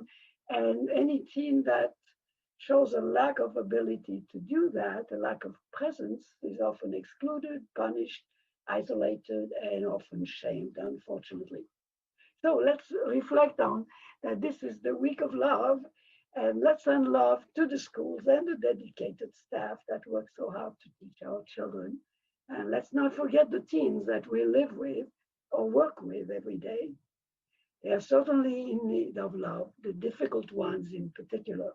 So let's give them the skills also to love themselves. And this is what my book is about, and why I address them directly, is that it's important for them to get the wherewithal to be persons that they love. So I'm in the process of creating an educational program where I have the guidebook and the workbook that will be published this spring. And I am working actually on a web course to teach the book in the classroom, hopefully as part of a curriculum in health education. So let's just look at what we expect of our children between the age of 10 and 20. I've stretched it a little bit just to cover a whole decade. And because it's a decade of incredible transformation as they grow from dependent children to independent adults, able to function in the world as an adult. And this is an enormous challenge for them, and many, many teens are very much challenged. And yet, so it is really not fair that they get a bad rap. So let's look at the 5 essential skills that teens need to learn, to practice, and to mature in order to have a successful life. And I want to point out that we start practicing those skills in adolescence, but it often takes a lifetime to accomplish them. So wait and see what I'm talking about. So the first one is self-awareness, which also promotes good overall self-care, and I will go into detail later. The second one is the challenging emotional regulation, acceptance and management of our feelings, not denying them or repressing them, but accepting and managing. The third one, effective behavior management, the one that so many of us have so much trouble with, and I will go into some detail as to why. Then good pro-social skills are needed to enable us to have a productive and pleasant life, and to be able to love, as our previous speaker talked about. When we love ourselves, we're able to love. Finally, the ability to make insightful decisions, considering consequences and potential outcomes. So all of this, of course, is covered in my books, and I will go into a little more detail, or a lot more detail. So how do we promote this good self-awareness that fosters self-care, autonomy, which means taking charge of ourselves, responsibility, independence, pro-social behavior, and solid decision-making? Is that all we're expecting of these poor adolescents? Well, it is, as much as possible. So as we make them more aware of themselves on the inside and the outside, they learn to focus on their traits and behaviors, to see who they are and how they present to others. They also uncover their strengths and weaknesses, and ultimately realize that they can choose the identity that they want to project in the world. They can choose to improve on their qualities and to manage their behaviors. So this is extremely empowering, and it empowers them ultimately to acknowledge their dreams, which they have often been hiding from themselves, as they don't quite believe in themselves. So this awareness also encourages them to trust their own gut feelings, their inner voice, helps them to acknowledge what they need, and then engage them in becoming what I call their own good parent, because this is all our job, is to learn to leave our parents' authority and establish our own direction as we go into the teen years and become, therefore, our own good parent, because we want actually a kind parent, and one that will foster healthy, what we call self-talk, how we talk to ourselves. Again, the previous speaker mentioned how we need to talk to ourselves kindly, and so they learn to reject the negative comments that they often hear. Oh, you will never amount to anything, and you just can't do it, and you're expecting too much, and who do you think you are? All of these, they become aware that these are not necessary, and they don't have to espouse them. So as they recognize when they're being treated well or not, and this is essential for getting along in the world, to know how to be treated. So I'm going to use here an example that was created with a client, not a teen client, but an adult client who was a new high school teacher and who had a very, very difficult class in which she could not get the teens to settle down or to do any work or to even pay any attention to what she was doing. And she was very distressed. So I gave her a copy of my book. I'm not allowed to sell it to patients, so I give it to them. So what did she do? She had the genius idea, after reading my book and understanding some of the teens' needs, she had the genius idea of inviting them every single class to take the first 5 minutes and write down privately what is on their mind, what they would like for themselves, where they're at, and whatever else they wanted to write.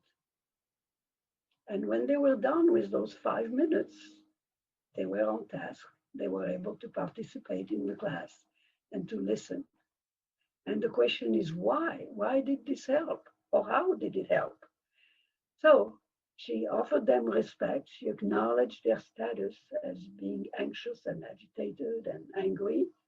She acknowledged their need for some way to become able to listen and study.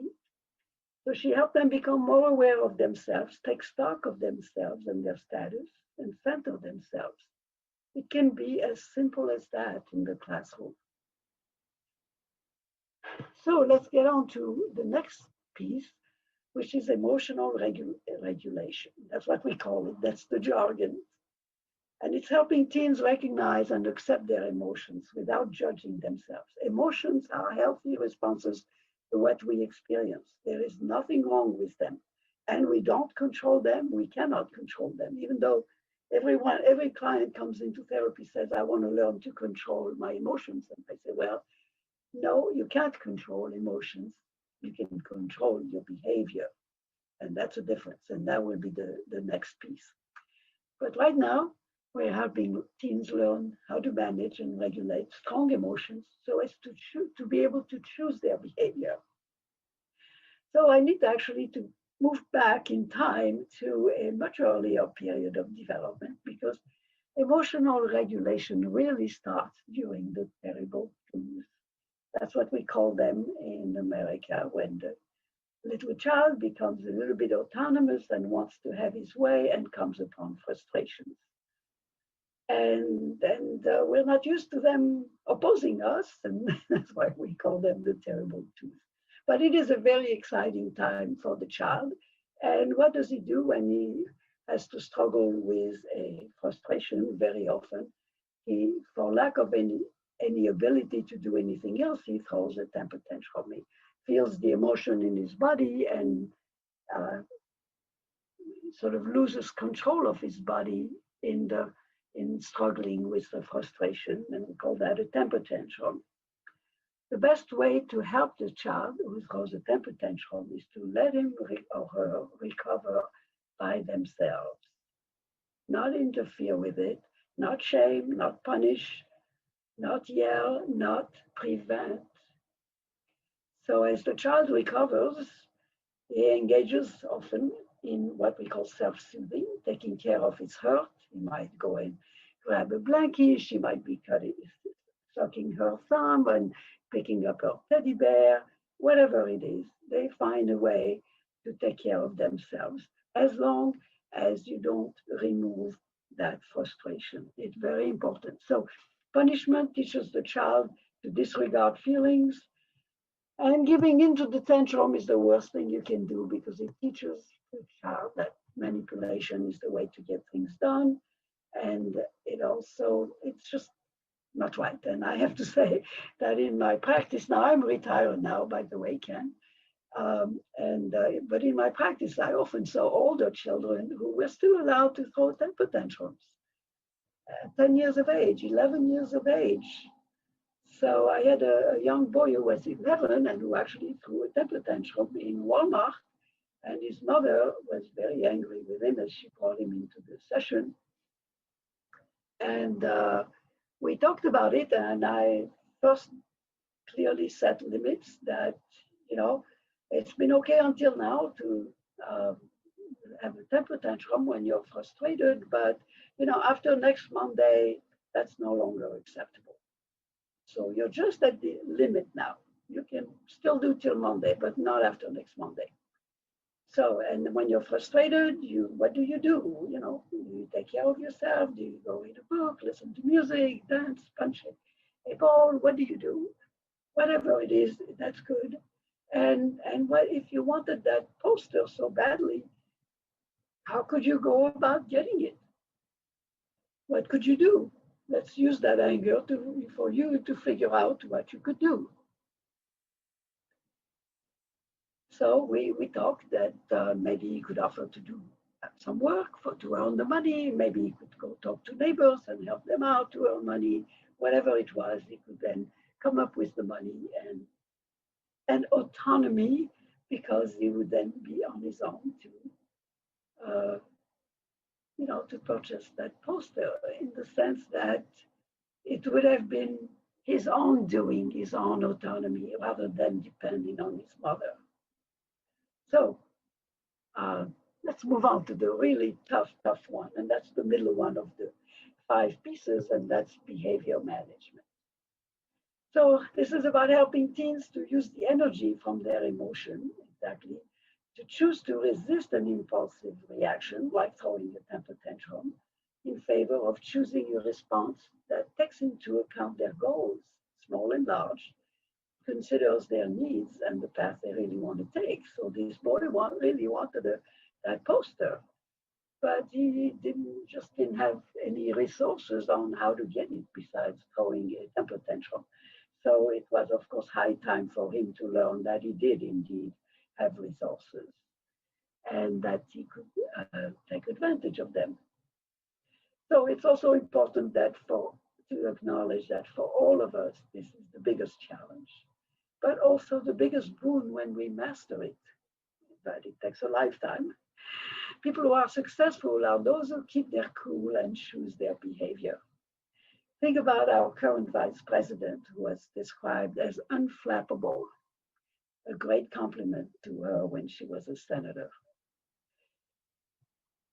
So how do you do that? How do you get that across? Of course, in my books, there are all kinds of exercises that train the teens to learn those skills, but I'm just going to use the old days example long before computers and other modern items. We were told to count to 10.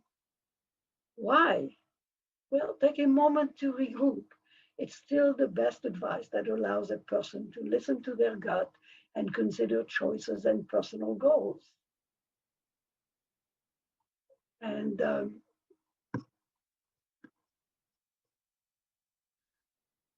here's an example here, which seems to have disappeared. No, it's right here.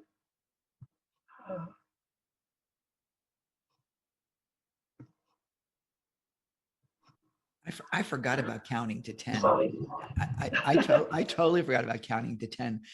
And in fact, I was told, I have a friend of mine who I've been working with for years as a coach, and I had to make an agreement that I wouldn't do anything impulsive business-wise, not till I counted to 10, but for 5 days.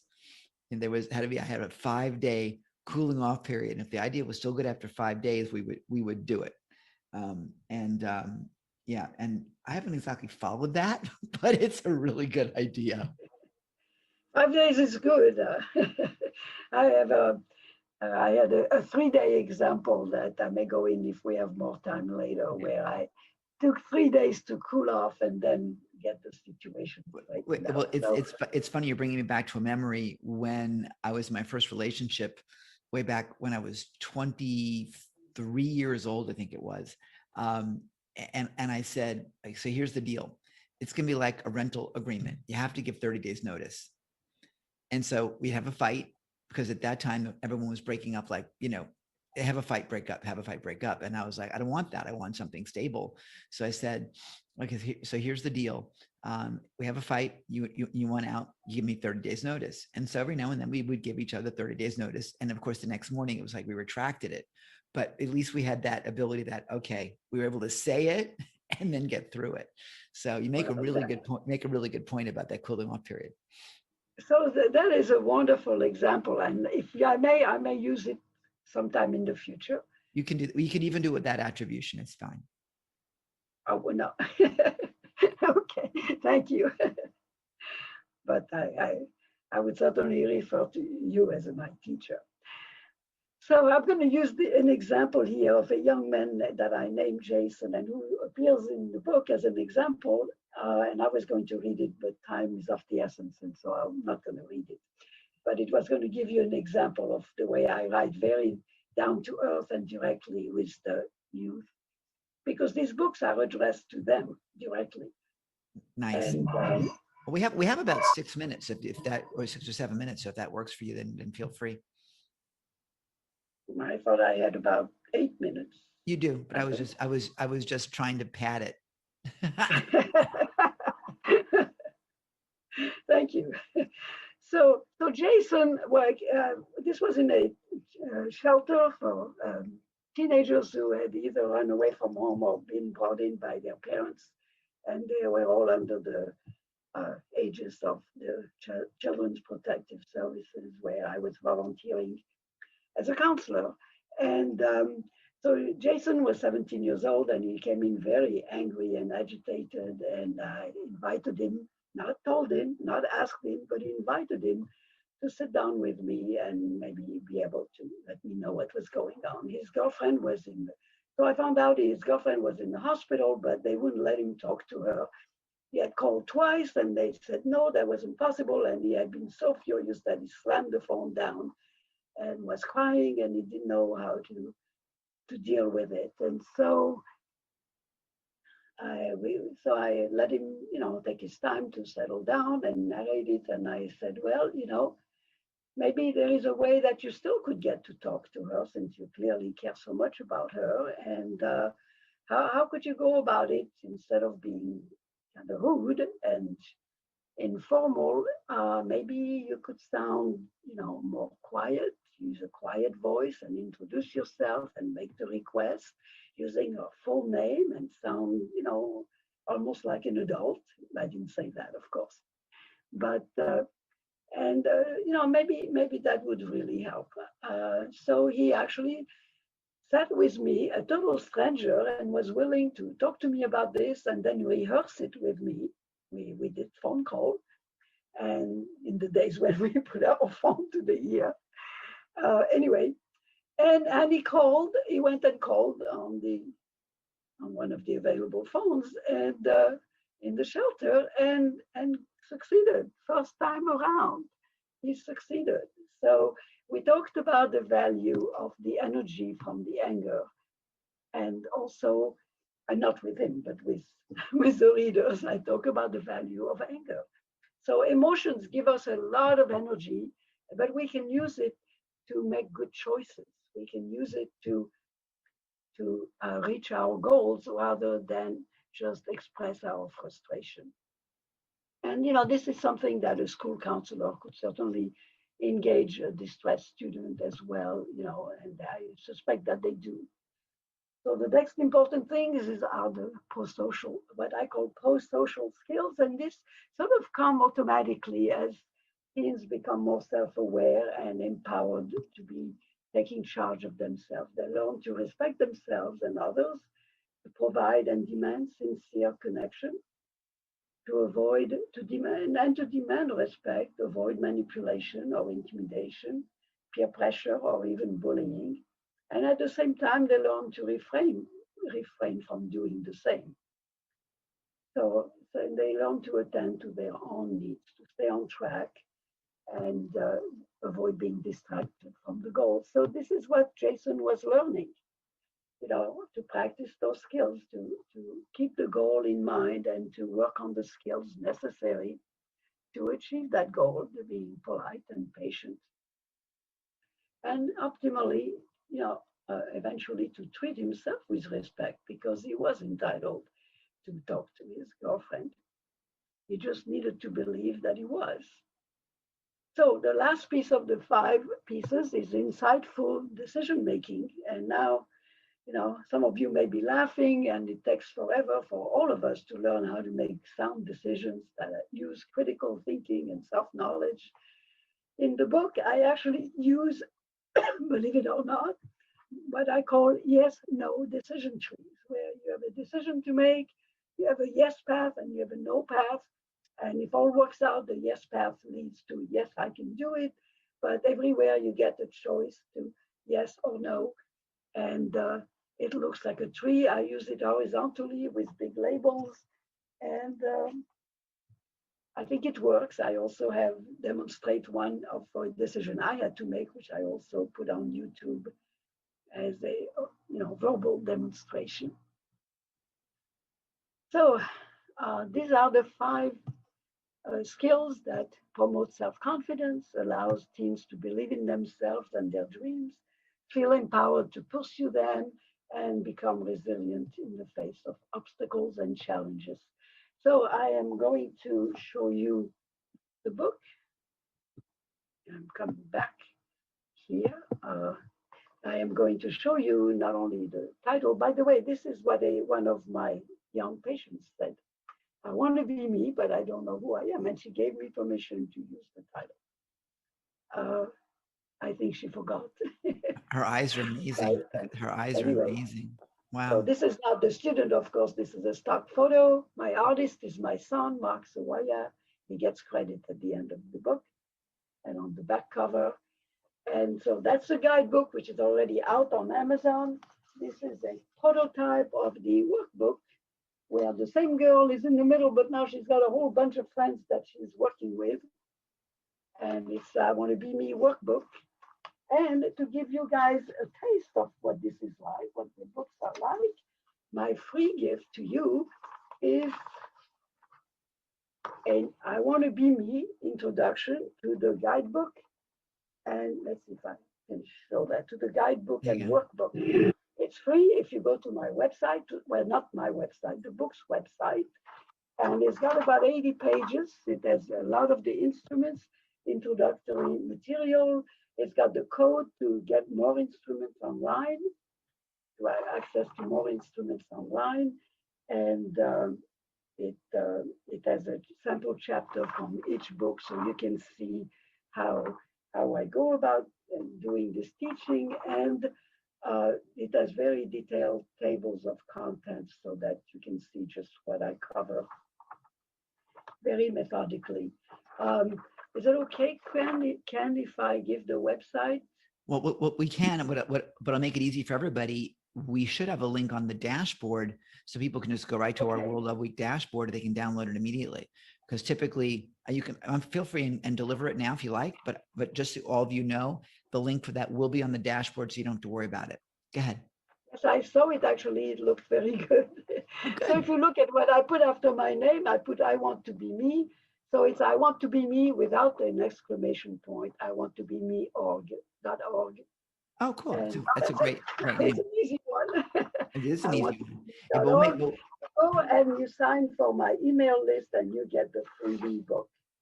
Fantastic. It's a download that you can get immediately.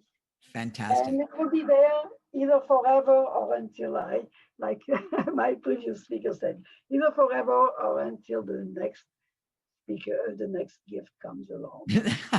There you go. Exactly. Beautiful. Madeline, So I am I so honored to really have you enjoyed with it. us today. You are a gem, and we've got to land this plane right this minute because the next broadcast is starting like right now. Okay, I love you to I'm pieces. down.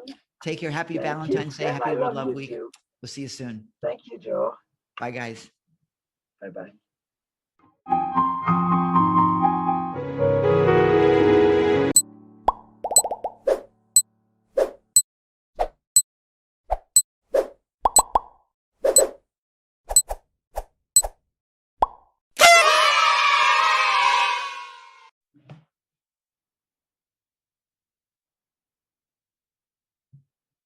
Recording, and we're just waiting for everything to load. In 1 second here, we are now live on Facebook. Yay! Hello, Facebook. Waiting for YouTube to finish doing its wonderful thing, and we'll let that populate on its own. So let me go and say to everybody, yay, welcome. We have an incredible, delightful, and delicious guest today, the incredible Catherine Lob. Now, Catherine, let me get her bio up here, her intro, so I can present her to you in the best possible way. And let's see here. I had it up a second ago. You know I did because I told you I did. Yep. Let's go get it. Yep. Here we go. Nope, that's not it. Here we go. All right, ladies and gentlemen, boys and girls, we've been talking behind the scenes over here, and I'm really excited to bring her on because she's very, very cool. Catherine Lob hosts the Celestial Spoon podcast.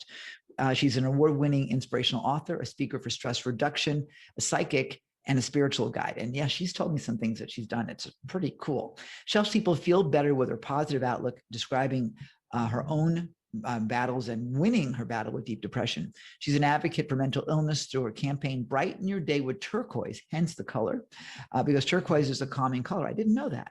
She guides others through her spiritual skills to feel invigorated and empowered to go forward in their own struggles. Catherine psychically delivers information to people from the spiritual realm, their guides and angels that benefit them greatly with their lives. I am so excited because I want to like jump in and find out exactly. I may even be afraid to find out what the guys are saying about me. Ladies and gentlemen, the incredible, outrageous Catherine Lob. Woohoo! Thank you. Hello, Ken. It's great to be here. Thank you so much. And I'm excited because this whole storyline basically that we're presenting to everybody around love is what I want to talk about, because we're all here to make a difference in the world. And I'm noticing one by one, more people are stepping up and saying, oh, I need to make a difference. So I share my own journey of where I've come from and overcome. And a lot of it has to do with my spirituality. And World Love Week is a perfect time to be sharing. Yeah, it's a special week, and today, of course, is a special day. So I'm thrilled to pieces that you're here. So let's talk a little bit about what you've been doing and the message you have for everybody today. We have a bunch of time available until the incredible Pam Heath joins us next. So let's rock and roll. Okay, so basically, I thought my life had to do with being a wife and a mother, raising children. But once my children were out of the house and it was just myself and my husband, of course, 2 little dogs, we began fighting a lot. And I started noticing that I wasn't happy all the time. Actually, it started when my last daughter was still in the house, and I became suicidal very often. And I never made any attempts until 2003. 2003, I was fighting with my husband in our workplace. We had a little factory, and it had to do with one of the employees where I felt like I was one of the employees in a peon where we were partners, and the man controlled everything.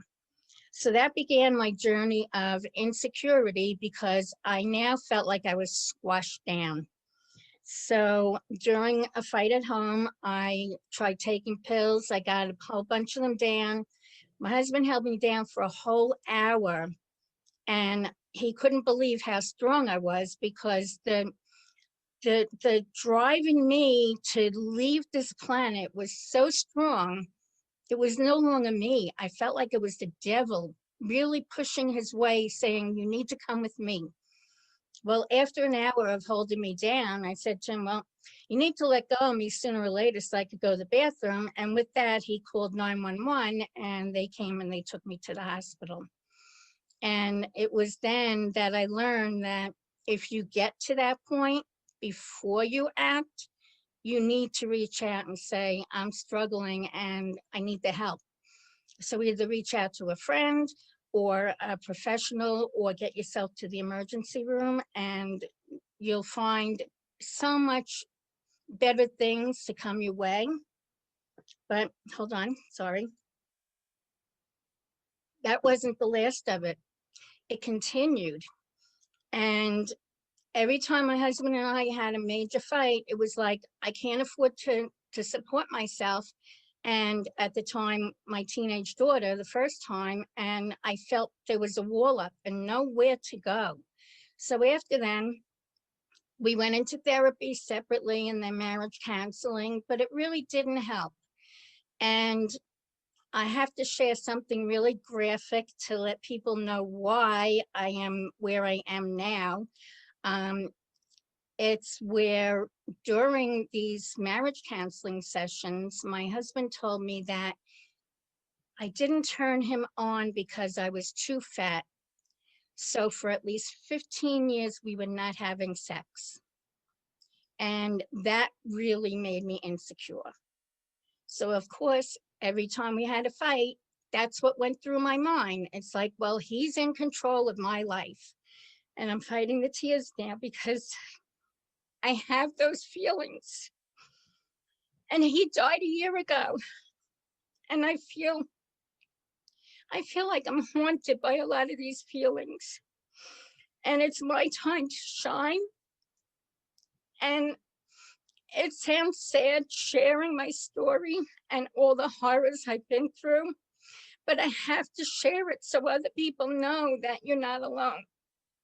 And there is help for you, no matter what situation you're in, even if it's just stress because of the COVID that we're going through, the pandemic.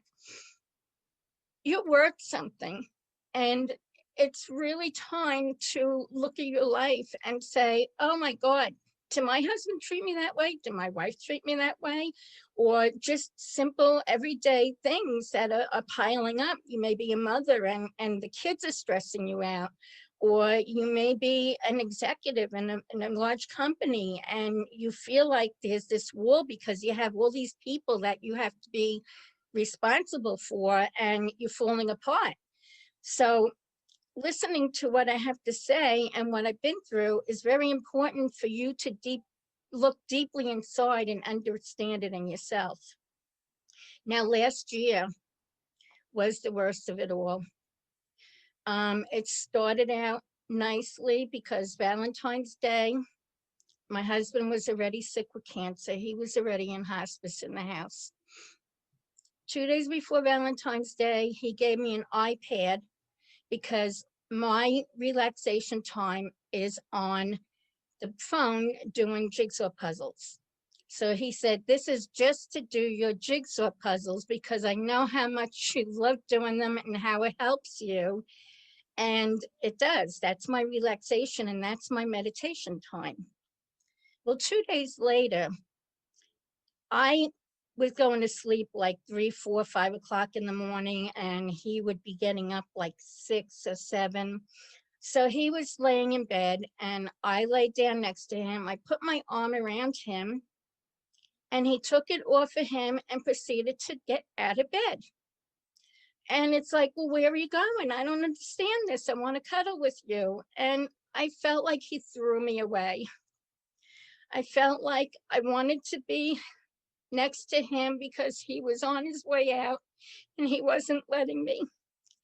So that day I became suicidal again. I got in my car and I kept on saying, how am I going to crash my car? If I do it, I have to make sure that I die because I don't want to struggle. after this. I'm sorry. And I ended up going back home, and I thought about just driving into the house. And I made it up until 3 feet before when I slammed on the brakes. Then I went inside and I said to him, I don't understand why you're treating me like this. What did I do? I've been taking care of you. And he just said, you don't understand. And I didn't. So I knew that he had a hand BB gun or whatever type it was, and it wasn't used yet. I went and took it, and I kept trying to figure, how can I make this work? I know BBs don't kill, but maybe if I keep pointing it at my heart and just keep shooting. But I couldn't get it to work. So I was already on many antidepressants, anxiety medication, and a lot of medications for a lot of different mental illnesses. I was given an extra one because my doctors knew that he was dying any time. And I took it, not thinking anything of it. And I kept on taking it. That same night, I passed out, and my daughter found me on the floor, half naked, coming out of the bathroom. And I said, I don't know what happened. She got me to bed, and I don't remember the rest of that day. The next night, I passed out again, and I got stuck in the bathroom, and I couldn't get myself up. My stepdaughter was there at the time. She's a nurse, and she was helping care for Tony. And I kept screaming, help me, help me. And then finally, after hours, she opened the door. She couldn't unstick me, so she had to call the fire department. Fire department came, they got me out, and I said to them, I'm very suicidal and I need to go to the hospital. And that's what I tell everybody. You need to reach out. You need to go when you're feeling like that. I'm so sorry, but it feels like it was just yesterday. I was in the hospital for 3 days, which I had been in the same one 3 times before.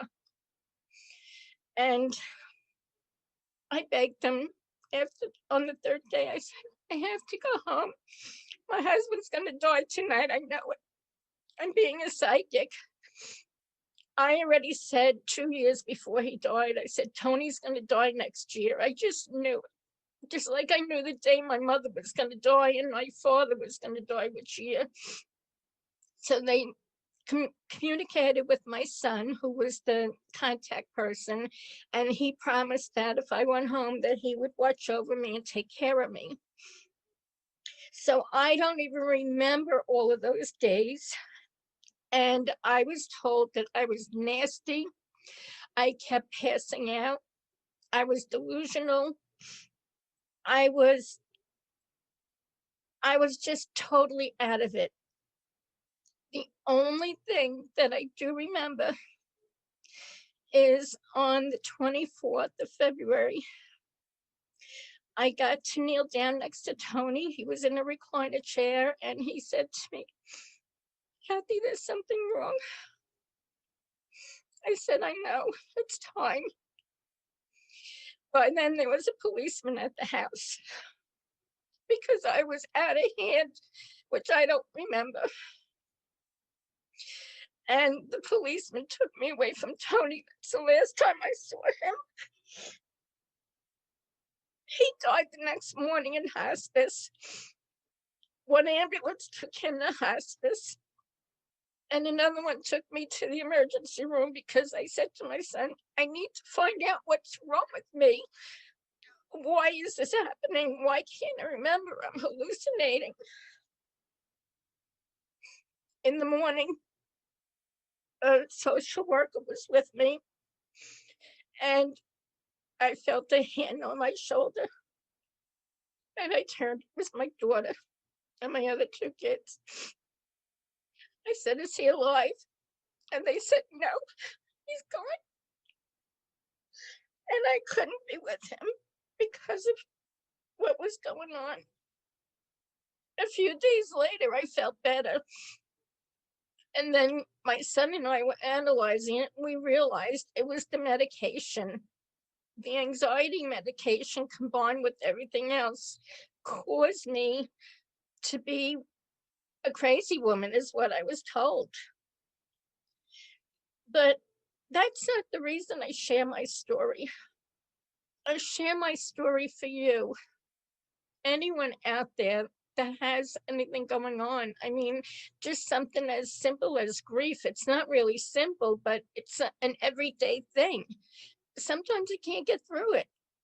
A lot of these days with the COVID, people are being locked up. Some are going stir crazy and they don't know what to do.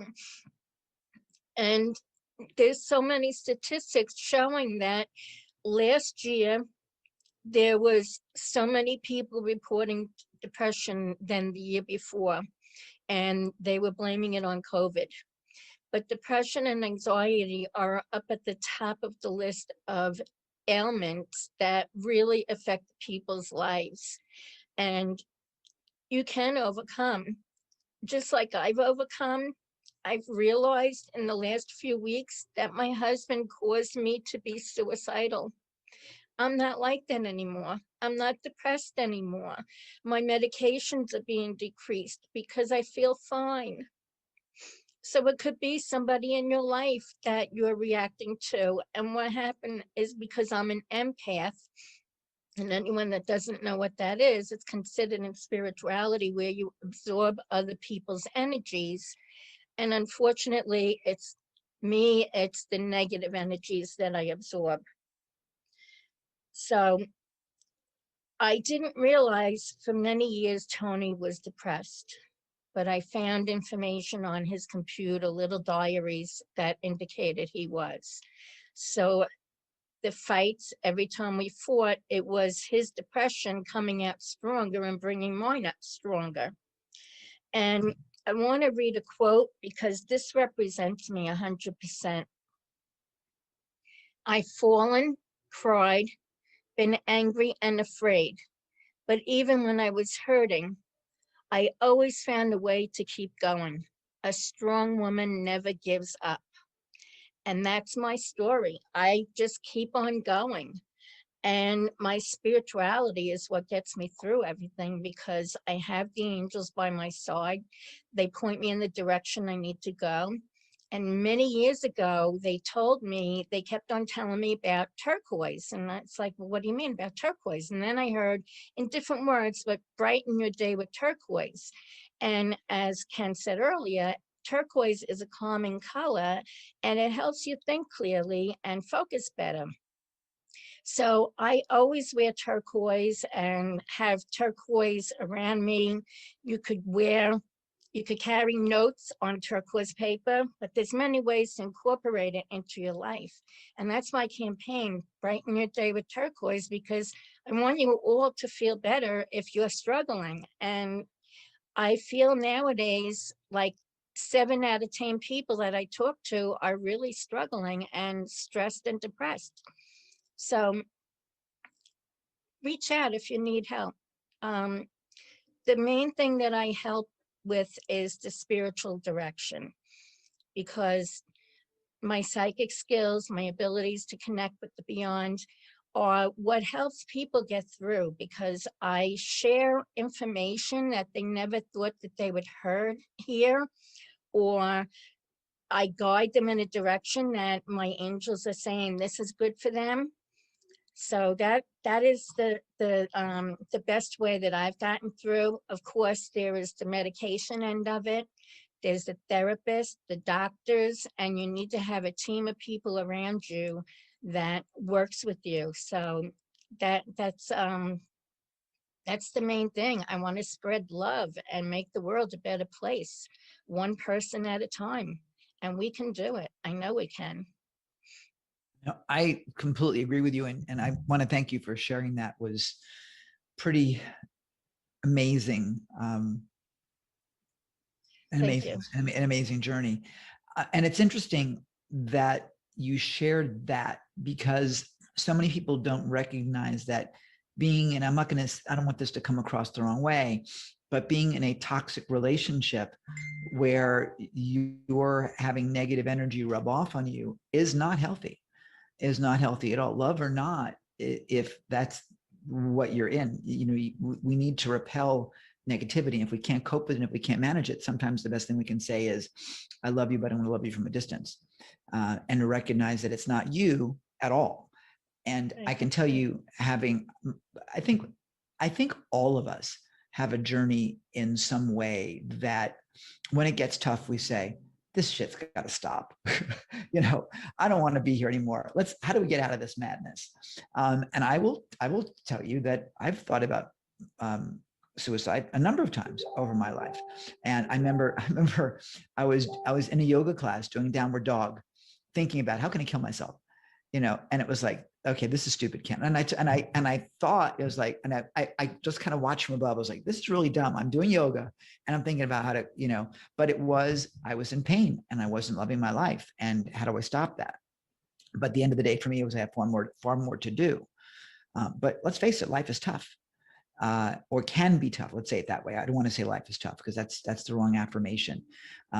But we had Madeline on earlier, and we have some other guests coming on later on this week, where what I discovered with one of my Safari members is that teen suicide is up 8.7 times what it used to be. That's insane. That's just insane. And the basic reasoning is they don't feel they have hope. They don't see a way that there's a way out, that there's a future, which is really sad and really shameful. So what I want us to recognize is that there is the beautiful thing that you give people is a look inside, not just look inside of you, but a look inside of them with what you do on a spiritual basis and on a reading basis. And I want that out in the world. People need to have that. And frankly, I'm like, what's she going to figure out about me? Which we'll talk about after this session is over. But the magic that's there is wonderful. And to celebrate that is wonderful. And to let people recognize that there is, I don't want to say that there's hope, because that sort of seems sort of, there's hope. But you're not alone. Everybody has pain one way or the other. We all have our demons. And I remember years ago, I was doing a personal growth weekend with some people, and they were all saying to me, a couple of them were like, how would you know about us? You got your shit together. And I was like, you have no idea. You have no idea. Outside's great. Inside's like the blender's been going on, So don't let anybody else convince you that you're the problem or that you're the only one that's messed up, because everybody has a mixed master going on inside of their brain, inside of their heart, inside of their body. We all have that. Even the people with so-called perfect lives, you have no idea. None. Yes. I agree 100%. I've been in a lot of networking groups, and I would be keeping my face, hi, how are you? And everything nice and fun and fancy. But then as soon as I left and on the way home, oh, well, I need to do this, but that's in the way. And, one of my big problems that my husband didn't like was that I'm a hoarder. And so there wasn't a lot of free-flowing energy, but we fought on that very often. And I moved recently, so all of my stuff is in the garage in the basement, so I have clear energy. But I would just put on a front, and once I walk back in the front door, it's like, here it goes again. Yep. And I would start crying or whatever. And it's exactly like you said. Everybody at some time in their life has these thoughts. And I just want to share really fast the second time, because it was November of 2019. I was sitting across the room from Tony as we were fighting with a pair of scissors, and I just kept going over my wrist. And it just kept going over my wrist. Every time I got to that main vein, I lifted my hand and I went around it. Kept going around and around, didn't have the nerve to get into that vein. In the meantime, Tony called the police, and when they arrived, he said, she's drawing on her arm with scissors. He did not know I was trying to cut my wrist. God. So I want the other people that are looking into your life to pay attention also, because it could be as simple as that. You know, you think they're drawing on their arm, but they're actually trying to cut their wrist open right in front of you. You need to find what's happening with them so you could be supportive of them and help them get through whatever's happening. Yeah. Yeah. And the bottom line really is support, letting people know they're not alone. There's all sorts of sadness out there, but the other side of it is there's all sorts of opportunity. Let's take a look at Pandemic Land, for example. What we've been doing when we haven't been live, like just before you came on, we've been replaying recordings of Opportunitython, which we ran last year. And the whole idea about Opportunitython was to say, okay, we have a pandemic, people are dying, the world's going to hell. Got it. And can you control that? No, you can only control you and your own experience. So how about if we spin it and we pivot our attitude and say, what can I do in my world to take command and control of my life so that way I'm in charge? I'm not a victim anymore. I'm the captain of my ship. I'm not in the engine room. I'm the guy given the directions or the lady given the directions. Okay. And so we ran this 28.5-hour event with that whole attitude. People need to be in that state where they recognize they are in control. And if you feel you're getting out of control, yes, obviously get help. I'm one of the lucky ones. I got help many, many years ago. And I still have people I talk to when the pressure's on and so on. And I do the work, and we have to do the work. I mean, think about this. Do you like your teeth? Do you like keeping your teeth? Let's put it that way, right? Well, guess what? Then you probably brush them every day without even thinking about it.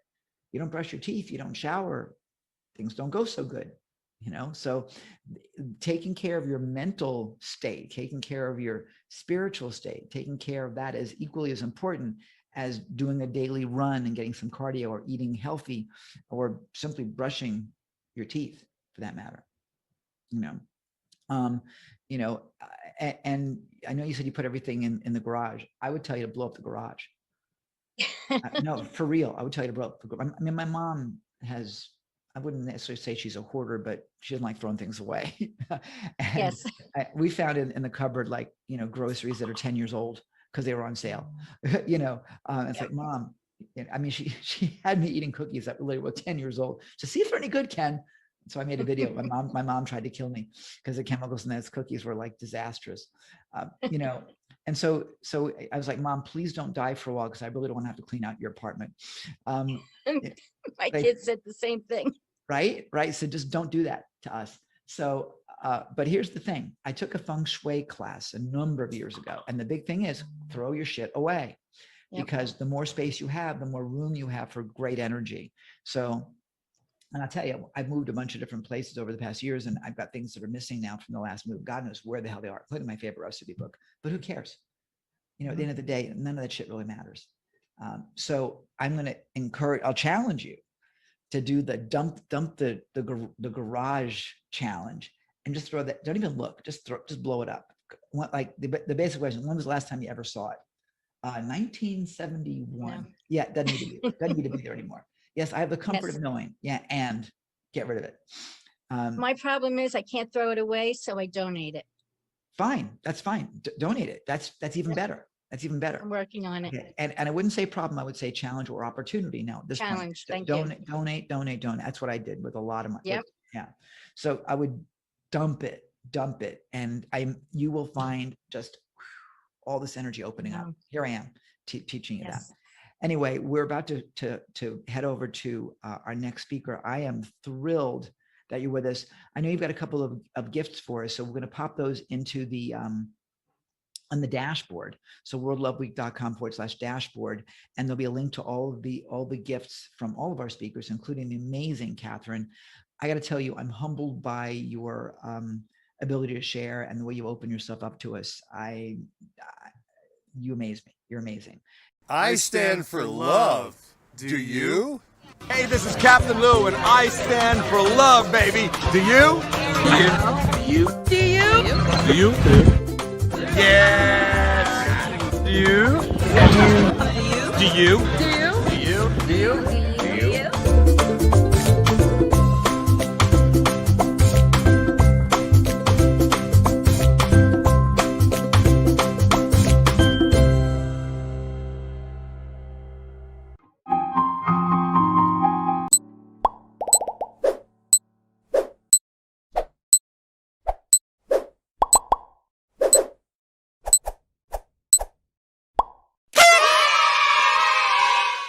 Ladies and gentlemen, welcome to World Love Week. Once again, thrilled to have you guys with us today. And this is, by the way, I can say good morning, good afternoon, good evening, wherever you are in the world, because it is morning in Southern California where Bridget is. It is the middle of the night here in Australia, 3 a.m. But today, this morning, and this morning actually technically here as well, you're going to be treated to the excitement of Bridget Callahan. And I tell you, I'm thrilled to have her with us because when most speakers, executives, and entrepreneurs go to create a presentation, they really have no idea how to convey what they want to say in an engaging and compelling way. But after working with Bridget, her clients show up with PowerPoints that are easy for them to deliver. The audience ends up retaining the concepts and remembering the speaker as the true expert that they are. They don't have death by PowerPoint, in other words. Bridget's on a mission to end the tyranny of those boring PowerPoints or keynotes for that matter. And she's passionate about helping people and speakers create presentations that engage and inspire their audience and turns them into raving fans. Today, you're going to discover how to break through slide shame. I haven't heard of that before. Slide shame, good way to call it. How you can love your slides again and how your audience is going to love you for being nice to them and nice to their eyes. Just even look at the presentation she's delivering right now, just to your eyes as you see her elegantly in the screen with the right lighting, with the right backdrop. Ladies and gentlemen, Bridget Callahan, how you doing? Good. Thank you. It's great to be here. A World Love Day or World Love Week. It's just, love it. It's many World Love Days combined. Thrilled to have you with us. Yeah, I mean, I'm ready to share some great before and after slides and really give people a chance to see what does a good slide look like. And learn to love your slides again. Yay. That's a great slogan. Learn to love your slides again. I love that. I love that. Well, I'll let you run because I know you got some stuff prepared, and I can't wait to see this because we're graphics people. We talked a bit before we went live, and so when Bridget was like, "Here's what we do," I'm like, "Oh, I got to hear this. I got to see this." And I love the before and afters. It's sort of like watching a train wreck and how it got rested. So I will let you take it away, and I'll be here with you as needed. Okay, great. Let me get set up here. I did make you a co-host, I think, didn't I? There we go. Okay, so are you seeing my slides okay? I love it. Yes, that's beautiful. It's great. So we want to break through slide shame, and we want to see how we can love our slides again. So what would it be like for you to love your slides again? If you've ever loved your slides, or maybe you haven't, what does that mean, right? And for some, how many people might have a presentation coming up so that tension is coming up that I need to get this going here. So in 20 minutes, I'm going to show you how you can up-level your presentation slides to match your expertise and to convey your message so your audience is thrilled they listened and glad they came. And we're going to look at how the brain works and retains information from a visual sense, and how your talk can convey 100 or 1,000 more words per slide than what you say alone. We always heard that a picture is worth 1,000 words. Well, I'm going to tell you why, okay? And your audience will appreciate your efforts and they'll want to work with you. Again, my name's Bridget Callahan and I'm your presentation experience strategist. I've worked many live events, taking changes from speaker slides just before they hit the stage and providing that calm effect for them so they can be their best. I've worked many large shows and small, and I've got to witness the results of these speakers and how their audience reacts. And unfortunately, I've seen many of them wondering if their time was well spent. I realize the impact the event can have on the audience, and I've seen all too often how speakers can make or break their experience based on their presentation and delivery. It amazes me how much money is invested in an event with travel, hotels, meals, venue rental, and yet they don't spend much mind share to the content and delivery of their message. To give you a little more background about me, I've worked with many Fortune 500 companies, including medical, pharmaceutical, banks, and auto. And I've had many stories of working backstage and witnessing performances that were both good and maybe not so good. And I know how important it is for the audience to have a great experience. I'm actually here today as an advocate for your audience. And I'm being their voice and letting you know what they need to see in order for them to consume and understand the information you're providing, and maybe even generate a higher conversion rate due to their increased connection with you. I'm all about, committed to abolishing the boring slide and create a win-win experience for you and your audience. In this short talk, I promise I'm going to convey to you how to keep it simple, how to avoid those pesky bullets, and how to tell a story. So let's get started. We want to keep it simple. And what I mean by that, like the underlying thing, is no white backgrounds. And I say that because our eyes, when we're looking at projected light, which is light coming from a monitor or a projector, it has us want to look at the light, right? So think of yourself in a movie theater, and you've got your popcorn, you've seen all the trailers, the movie's about to start, and then the movie starts playing, the music wells up, and it's like, oh, exciting, the movie's starting, but they didn't turn the lights down. And you're like, hey, turn the lights down, the movie started. It's like that. Putting a slide on a white background is like you're shining a flashlight in their light, in their eyes. And so give you an example, look at this slide and notice how it's kind of jarring. And then when you try to read the text, our brain is actually looking at, we're trying to conjugate the dark on the light. And when I show some future slides, you're going to see, like if I go back to this slide, notice how our eyes go to the light, the letters, it's easier to read.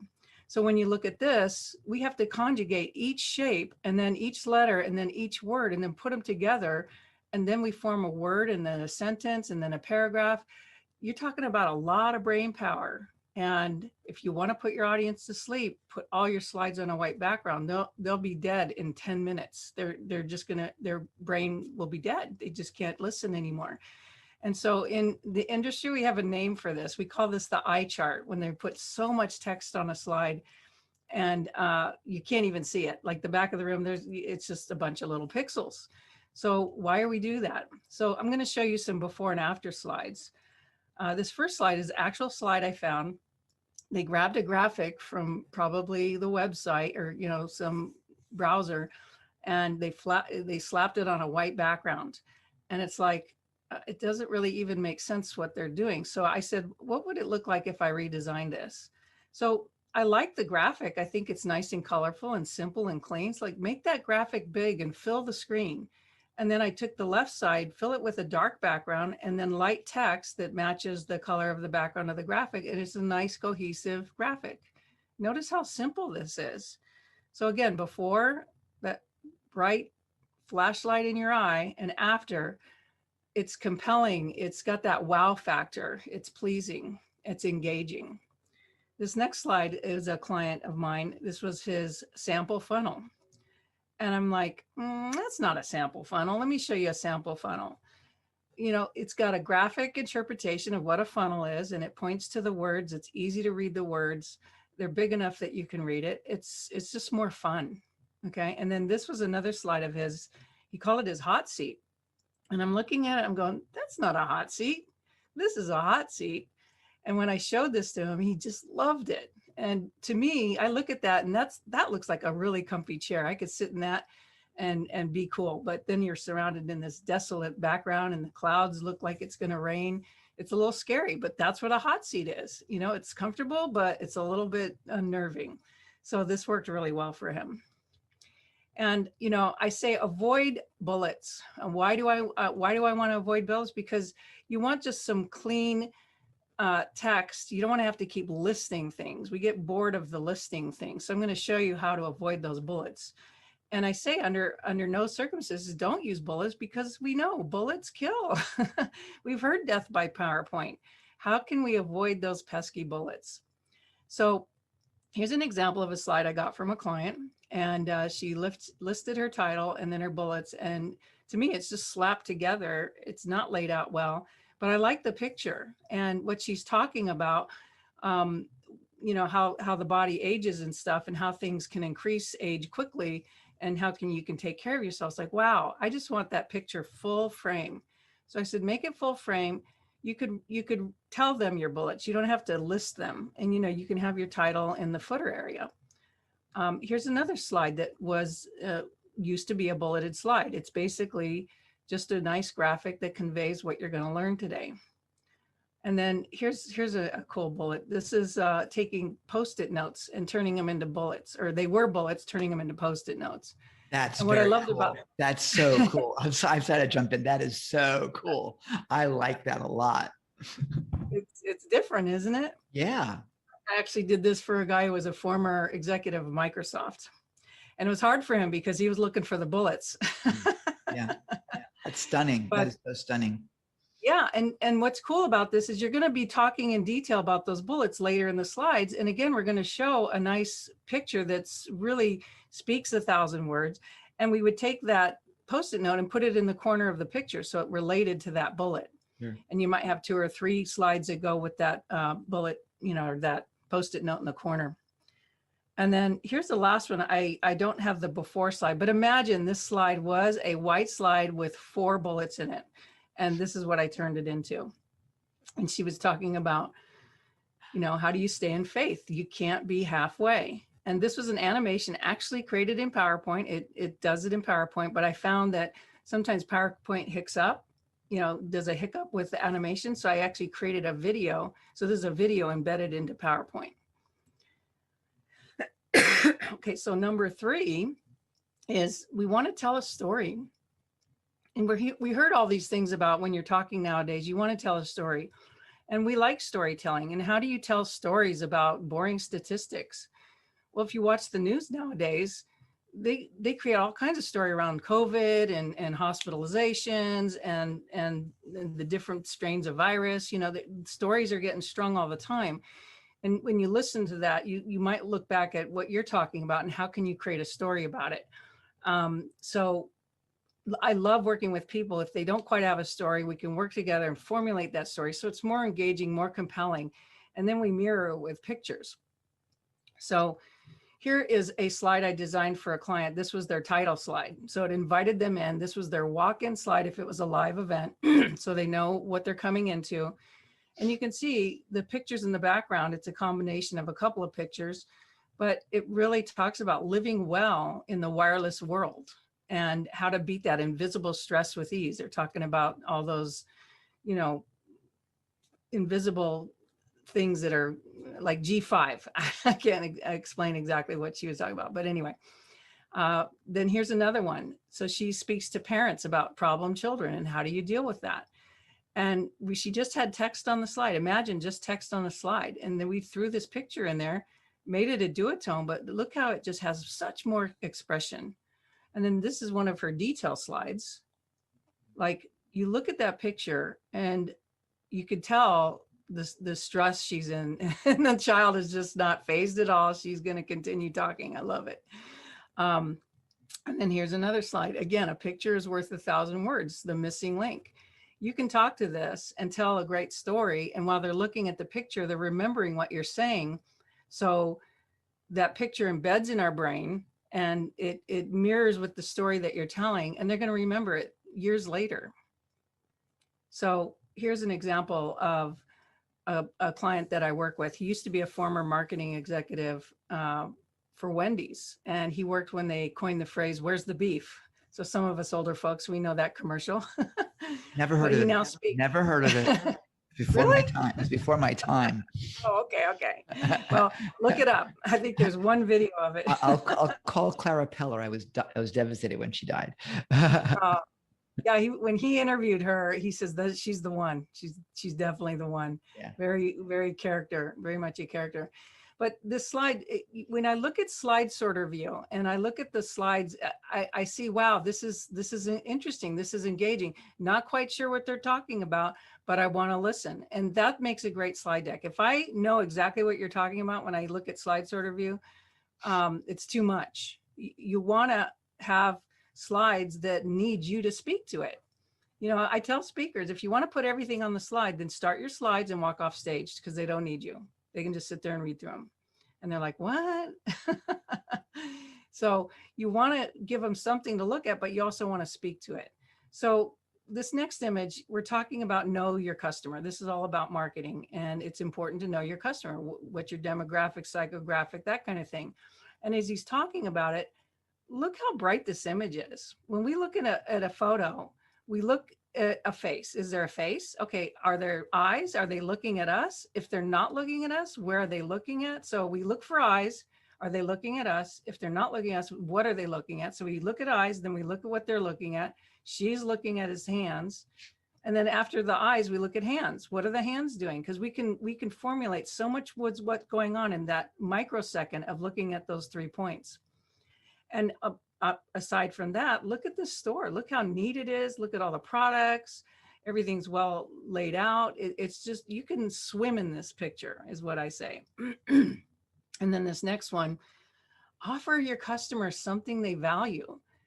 This tells exactly what it is. You can tell this lady values shopping, and she's got a great face. Her lipstick matches some of the packaging. It's just a great photo. And this is a found photo. These photos are found.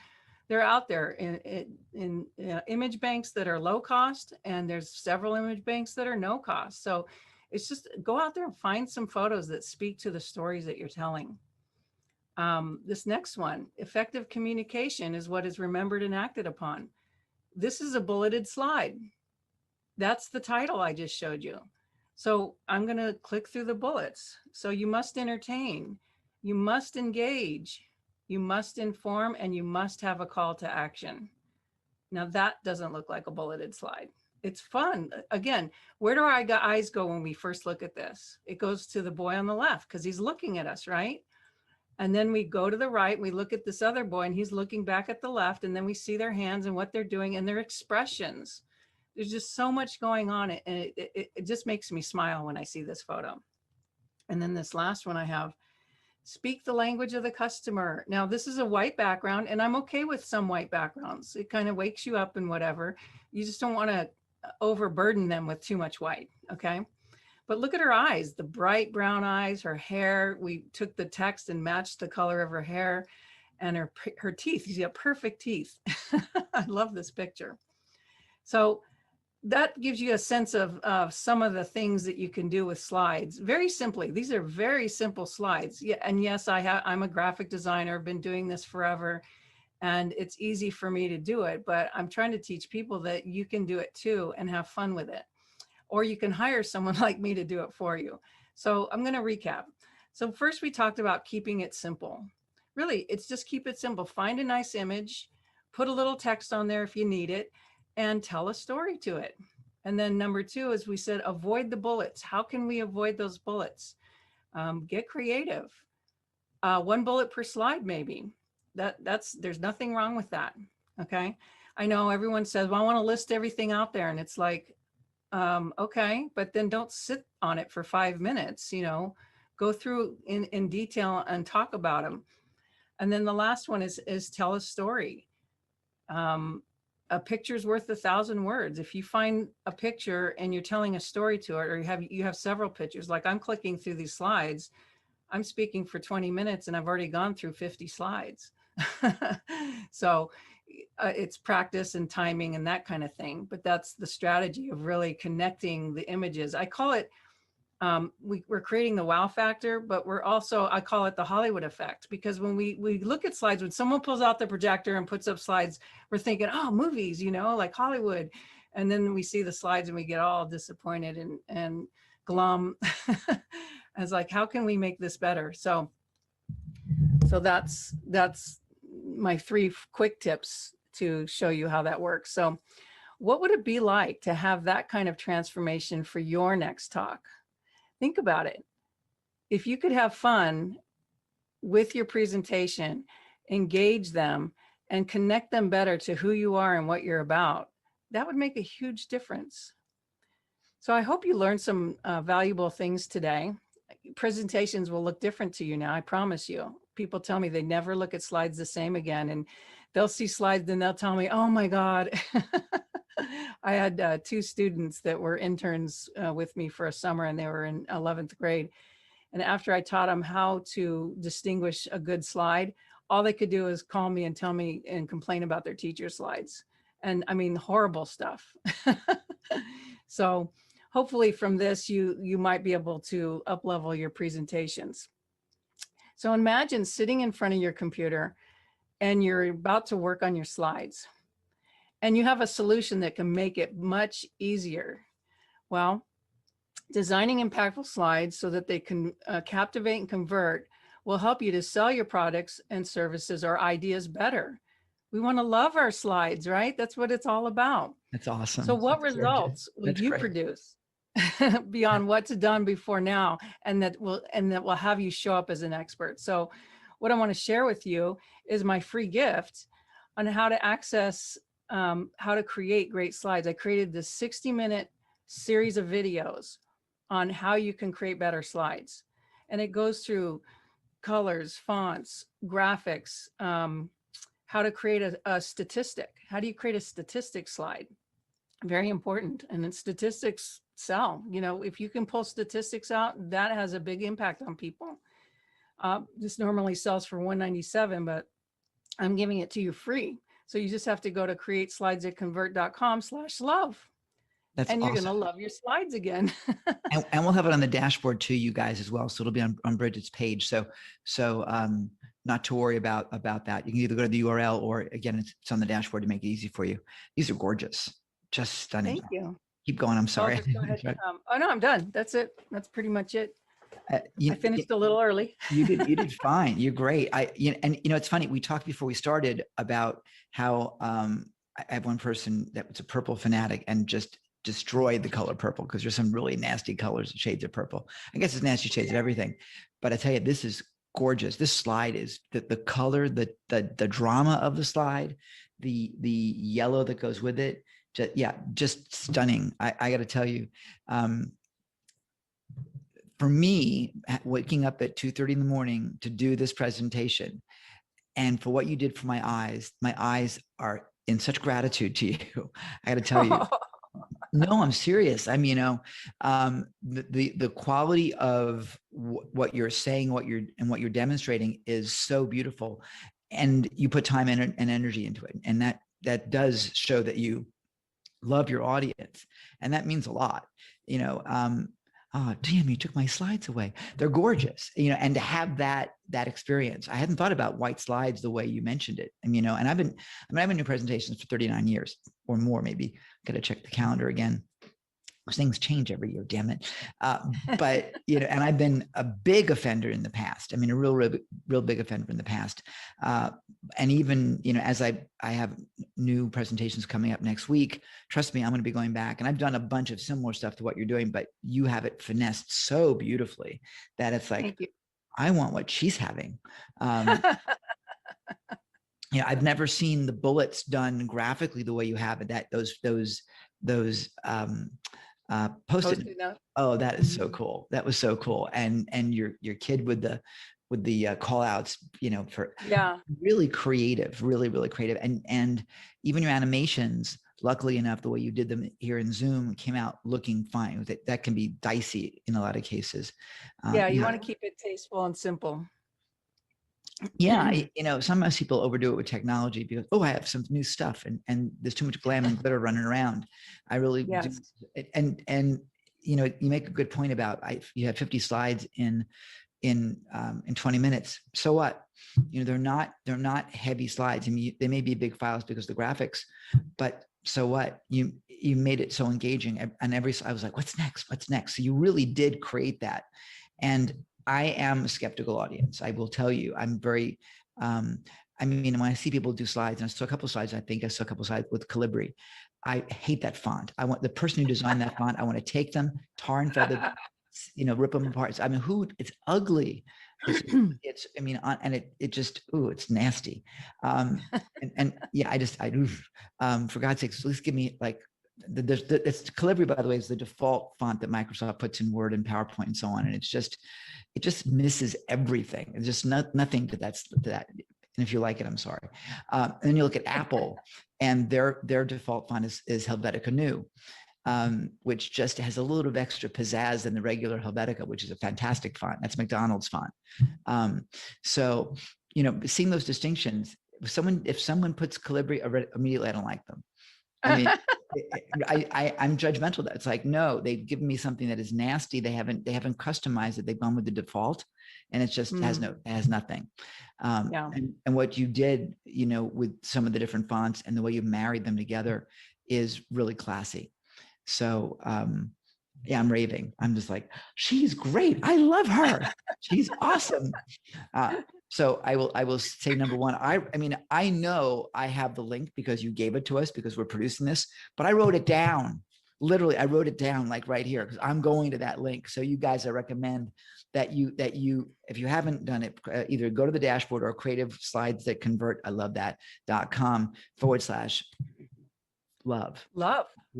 And I'm going to go through that.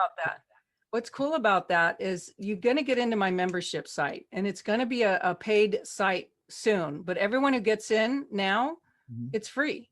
You have access, and what you have access to is this free training. Plus you have access to my once a month look over my shoulder as I fix your slides office hour. Oh, I love that. I tell you, I love that stuff. It's like you know, when you're driving down the road and someone's in an accident, you're like, right? Yes. That's all they show up as looky-loos. No one brings slides. No one has questions. They just want to look. Yeah. It's like, it's like when I watch the news of the United States, it's like, I'm so glad I don't live there anymore. It's like, oh, you guys are really messed up. It's like it's watching the train wreck. Sorry, Americans, but I am one of you. And I'm, anyway, it'll get better at some point. It'll get better. But yeah, when I see that, Entrepreneur Magazine used to have a guy that did, Jerry somebody or other, that used to do ad fix-ups, the before and after, and it was great to see the before, and a great way to learn, by the way, really great way to learn. So if you can get into those events that Bridget is doing, I would recommend it, because that's really where you learn, because you're in the actual real life strategy rather than just watching something in a book past tense type of scenario. I love the experience. With the live office hours, we get to interact and people can ask questions. And I had one person go, it's too late for you to help me with your slides, but I'm speaking tomorrow, so I'm working on my slides now. How do I do this? And I showed her how to do it. And she sent me the greatest testimonial the next morning and $50 in Venmo. I love it. She says, my slides look so much better after 5:59 p.m. yesterday. Thank you so much. Yeah. Doesn't that make you feel good? When you can have that definite impact on somebody. That's so cool. Well, I've seen so many audiences take out, you go to these big events, sales meetings, they spend lots of money on it, and they spend a lot of money on the banners outside and the badges and all that stuff, but they don't put any mind share to the slides, the content on the slides. And it blows my mind, because what is our mind share on most of the day? Yeah. It's on those slides. And so I'm very passionate about, abolishing the boring slide, creating this win-win situation with the audience and the speaker. And, whether I do your slides for you or whether I teach you how to do them yourself, it doesn't matter. We're abolishing this boring slide and creating a new experience of how presentations can be conveyed. You've done great. And we got to land the plane in about 15 seconds here. So okay. I know, and I'm really enjoying this, and I've loved watching. My eyes are grateful to you. So ladies and gentlemen, Bridget Callahan, check her out. Go ahead, grab her free gift. I got to tell you, massive value there. I'm going to grab it, and I've seen a lot of stuff. So I'm telling you, you got my attention, and that means a whole lot. Bridget, thanks so much for being with us today. I can't wait to do more with you and learn more about what you're doing and see more.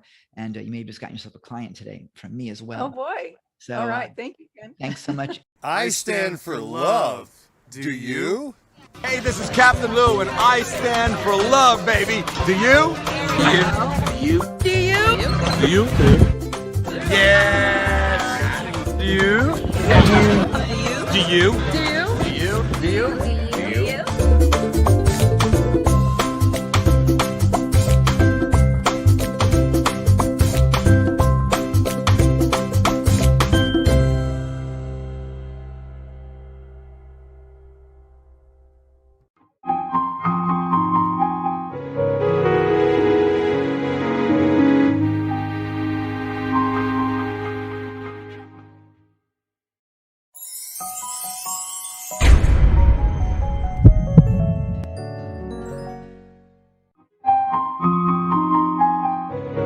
Ladies and gentlemen, Ken Krell here. We are in for another treat. I'm excited about this. We're coming live from an ice storm in Tennessee. Is the incredible Abigail Tiefenthaler, and she is in the lobby of this building where she has internet connection right now. So we are talking about like in the trenches right now. Full love on for you today. She is known, by the way, as the launch and leverage strategist and is the co-founder of LMS, which is a marketing service agency that works with professional coaches who are ready to make 6 and 7 figures consistently. I like that. And we're talking about money figures, not physical figures, FYI. Correct. Right. At 4 o'clock in the morning, that's the most fun I can probably come up with at the moment. She honed her strategic branding and marketing skills on Fortune 100 clients and saw that happier clients happen when team members worked on their specific expertise, which is always fun to do. Today, Abigail and her partner, Tammy Cray, did I pronounce that right? Is it Cray or Crea? Mm-hmm. Did it Crea. right? Yay. Okay, bring the best of brand strategy and marketing implementation so their clients can go from practitioner to business owner. And I am thrilled to have her here, given the dynamics of ice storm in Tennessee. Sounds really romantic to me. So welcome, Abigail. Thank you, Ken. Thank you. Yeah, this has been interesting because I'm actually visiting my husband, who's got a 13-week travel nursing assignment. And so we have this cute little apartment who just been struggling with the internet since he arrived. So I got the landlord to finally give me some space, and this was the best he could do. He said, nobody's working today, so go ahead. But as my husband was coming home from the hospital this morning, he said there was ice everywhere because I was going to go to a coffee shop. So I guess it's nice that I don't have to get out. You know, yes, that's absolutely for sure. And I got to tell you, you're bringing back to memories from a few years ago. My mother and I would travel when we could travel. We did a couple months, and we did a month in Israel and a month in Portugal. I remember having to do a webinar when I was in Israel, and my mom's like, well, you know, this is Israel. We're gonna have great internet here. And we were relatives in a town called Nahariya. I'm like, oh, it'll be awesome. Well, it was like 2 gigabits up and 2 gigabits down. It was pathetically bad. And I was like, yes. I'm doing a webinar, it's my business. So I had to run to an online coffee shop, and their internet wasn't much better. And on top of that, it was really noisy because it was the online coffee shop. Right, exactly. So it's, you know, the laptop lifestyle is sometimes not all it's cracked up to be. But for most of us who are entrepreneurs, home-based business owners, I've been doing it for 24 years. So it's an opportunity to really say, you know what, sometimes perfection is not worth the effort because sometimes you have to do. So, you know, as a marketing person, I often tell people it's imperfect actions beats perfect in action every day of the week. You know? Amen. Well, it's funny because we're shipped. And by the way, you guys, we're literally meeting each other right now. So, right. So this is kind of, we're doing a getting to know you, which is kind of cool. I have a lot of my students where they want the perfection, and I'm like, it's not perfect, but it is, you know, and that's really the watchword. It's get the message out. If they don't know who you are, it doesn't matter. You can't do version 2.0 until 1.0 has been out there. Well, and you know, it's interesting because we say to our clients, because we work with them, we provide a lot of done for you services. We provide some done with you services as a part of Launches Made Simple. And the thing we will tell them is their first webinar, their first download, whatever their first is, and their 5th, 7th, 12th, 25th are going to bear nothing to, you know, in terms of resemblance other than, oh, that was coined by me or penned by me. So it is a matter of getting out there. And what I want to talk about today a little bit is the idea that when we embrace the concept of being a business owner, we're getting out on our own. Now, all of a sudden, we want to start doing, right? Because we are told imperfect action is the way to go. And I agree, but I'm going to share with you 3 shortcuts that will kind of almost seem counterintuitive, but will actually make that action less imperfect. Still imperfect, but less imperfect. I love it. So you want me to get started? Am I Yeah. ready? Yeah. Okay. Honey, I was born ready. Okay. Me too. That's what my mom and dad always said. So, I grew up in an advertising household. I was really, really lucky. My dad was a madman. Actually, 1960s, BBD&O, just like Bewitched and just like the AMC series Mad Men. My mom was also an entrepreneur, a home-based entrepreneur in the early 60s. And she wasn't involved in direct sales. She actually ran a fulfillment business. So there was a lot of shop talk going on at the dinner table. And, I grew up in this industry. I have a degree in marketing. I have a master's in strategic management with an emphasis in strategic marketing. And so that's why I'm a leverage and launch strategist, is because strategy to me is everything. The benefit of teaming up with a partner like Tammy is that we get to implement as well. So we provide end-to-end campaign services. But here's the first shortcut that I can tell you, is that a little strategy goes a long way. And what do I mean by that? We forget that strategy comes in a lot of different sizes and shapes. I'm not saying you have to go create that 57-page SCORE business plan and fill out all of those things, but you do need to have a plan of action. You do need to have a business strategy that you can create a goal from, a vision from, and kind of make a connection to it on a personal, visceral, soulful, heartful, and headful manner, right? You've got to know where you want to go. And that's a part of your business strategy. Where do you want to go? How much do you want to make? How do you want to spend your day working? What are the key elements of your non-negotiables? And what do you see happening, right? What type of change do you want to impact in this world on a one-to-one basis, on a group basis, on a hundreds of thousands, major impact? From that business strategy, you're going to go into a brand strategy. And that's my sweet spot. It is where, there's a lot of branding experts out there, and they're all, most of them are good, right? Let's assume they're all good. I'm going to do that abundance, no scarcity. They're all good. I really focus on strategy as it relates to the who, what, where, when, why, and how. And we come to it at a pretty intensive level. I don't think you can come up with a brand in an hour. I don't think you can come up with a brand in a week. I think your brand is your soul of your business. So it's always evolving. And if you don't do the strategic work to identify the who, what, where, when, why elements of your business, when you get to marketing, which is really the execution and the tactics, you're going to struggle. You're going to create paths to nowhere. You're going to have bright, shiny object syndrome. You're going to, stop 4 feet from gold. So before the tactic is the strategy. Yeah. And it is probably, because it's a hard deliverable, it's probably one of the hardest things to do. It's also something that needs to be done every 90 days. You want to look strategically, are you on course? Does your brand strategy match your business strategy? Does your business strategy, is the execution working in alignment with those, right? So your brand strategy addresses who I am, what I do, and why I do it. That's the you part of the business. And it's really important to be connected to that, because your business strategy is requiring you to go out to goal. And you're going to have challenges getting to that goal at times throughout the journey. If you're not connected, you're in trouble.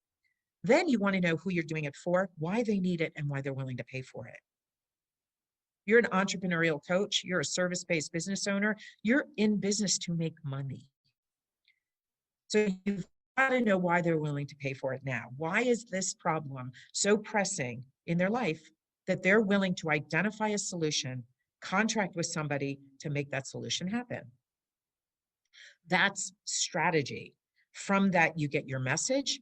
From that, you get your position. And from that, you now can create a marketing plan. So just as like point number one, I'm going to tell you a little strategy goes a long way. I like to recommend 90 minutes every quarter just to go and take a look. Is what I'm doing in alignment? You know, become the chiropractor of your business, right? You've got to take a look at where your gaps are, because if you don't ever do that, then all you're doing is stuff. So the second point, and the second shortcut. Hang on, before you do it, I want to jump in for a second, if you don't mind. What you just heard was gold. Be the chiropractor of your business every quarter for 90 minutes. You should be writing that down right now. That is gigantic, because it's true. You know, what you just said, Abigail, for that whole session is critical. If you don't know your why, if you don't know what this is all about, then you're gonna jump all over the place. So she's 100% right, and I want to just drive that home, because it is really, really critical. It's like when you're preaching to the choir. And here's the thing: is it's not just not knowing where you're going, but you also have to understand the reason you're going there. So that's why I'm saying you've got to be connected. That's why I'm saying your brand is the soul of your business. You have to be connected to it, because you will struggle. I don't care if you're working with the greatest coach in the world, the greatest program in the world, the best Facebook ad experts or content creators or whatever. If you don't feel it, it's not going to happen. I was just talking to a client earlier today, and I said, you know, and people can't tell you that. You know, you could have the greatest clothing designer come into your house and dress you. But if you don't feel comfortable in what you're wearing, you're not going to leave the house. That's true. That is so true. Have you ever gone? Yeah, it's a great metaphor. You know, so I want you to feel this. And, you know, when you're storytelling, your story is only as relevant to your customer as the needs are that they have. So there's a lot of things that we discuss and we go through. We do a really deep dive in the area of brand strategy, because you can tell I love it, you know. And at that point, then we turn our clients over to Tammy. I call Tammy and the team, because we do have content creators, and we do have technology people, and we do have Facebook ads experts and other organic social media experts that are a part of our team. Because the next thing that happens, and here's the shortcut, you got to have a plan. If you don't have a plan,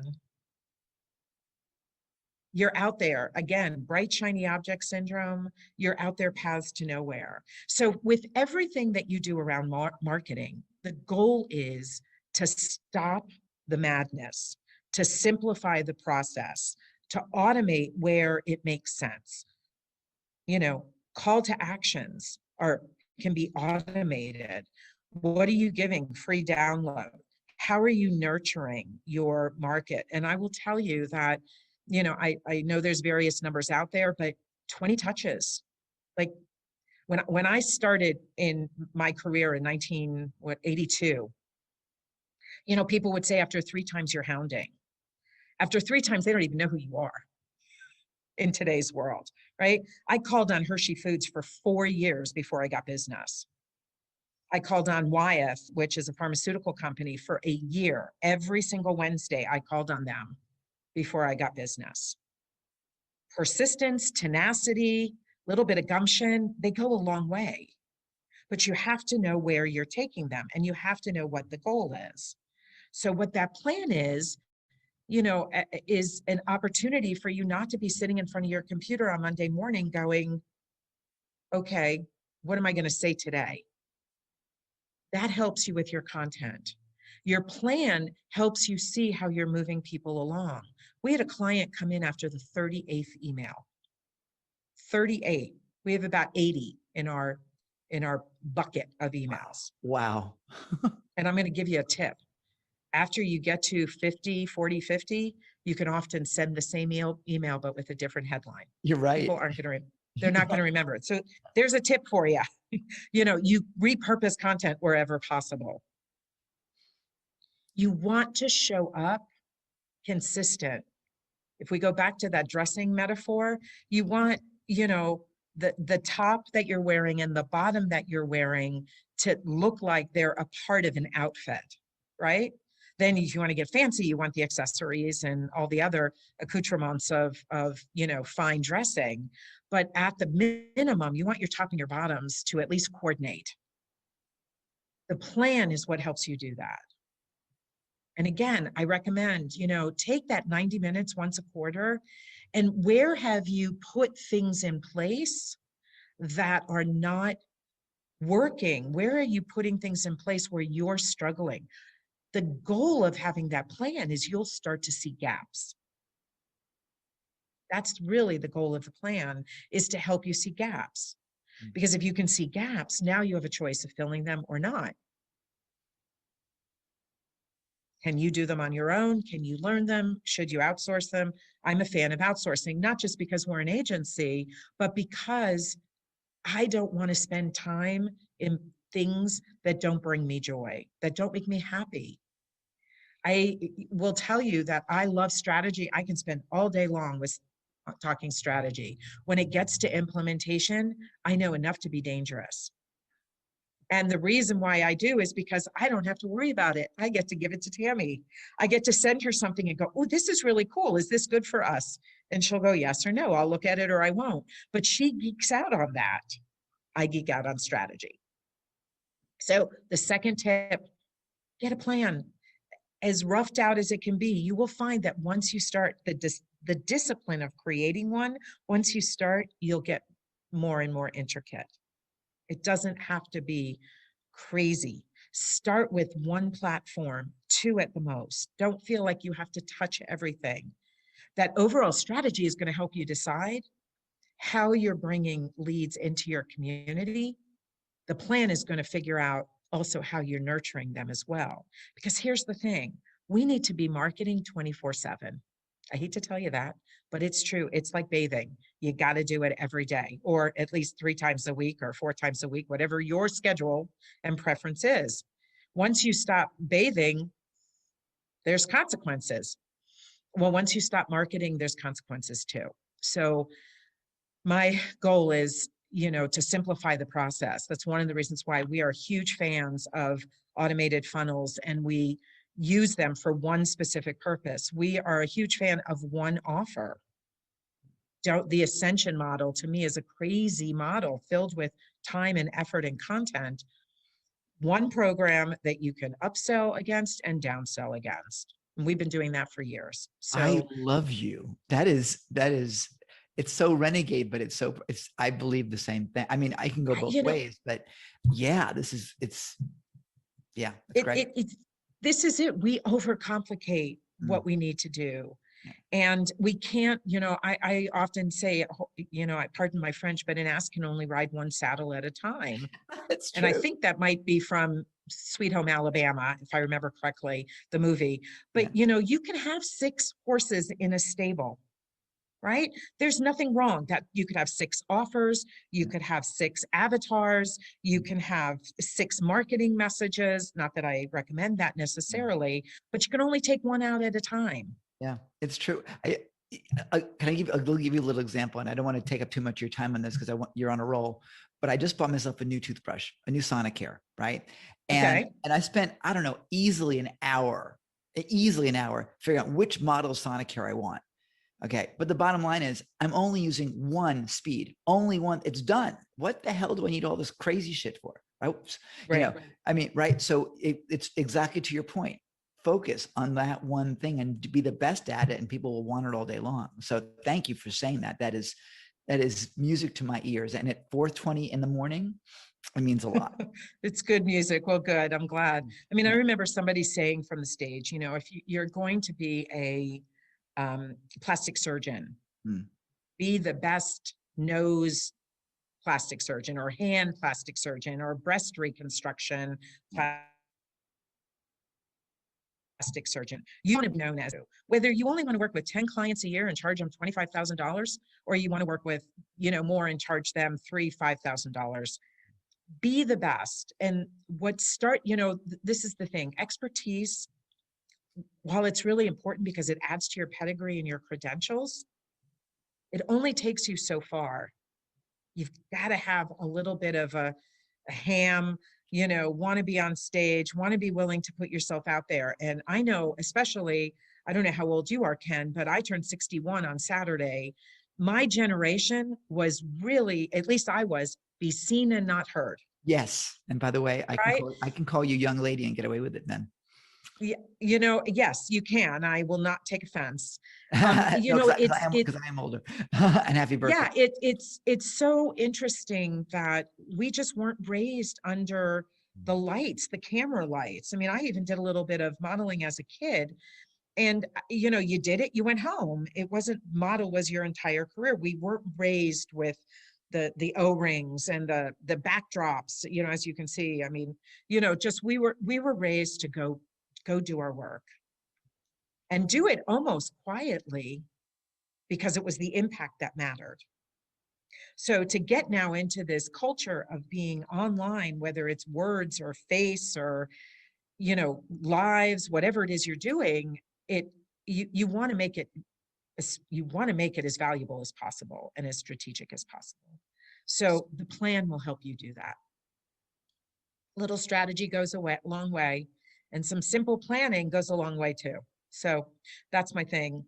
First two. The third, I'm going to say about really kind of a shortcut that people often forget is that all of marketing is research, plain and simple.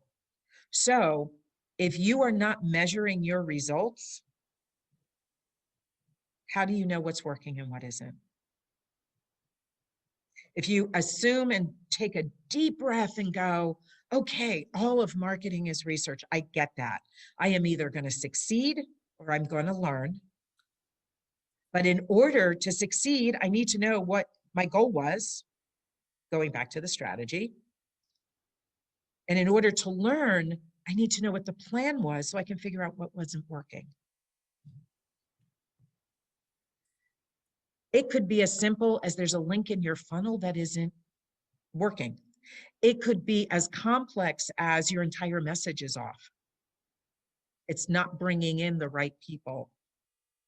Most business owners will say they have a client problem, right? A client I need more clients.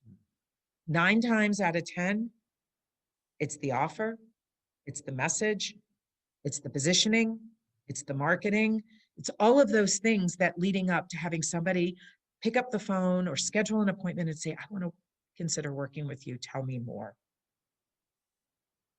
So if you're not measuring your results, some people call them KPIs, key performance indices, or some people call them ROIs, return on investment. Everything you do in marketing requires time, effort, and money.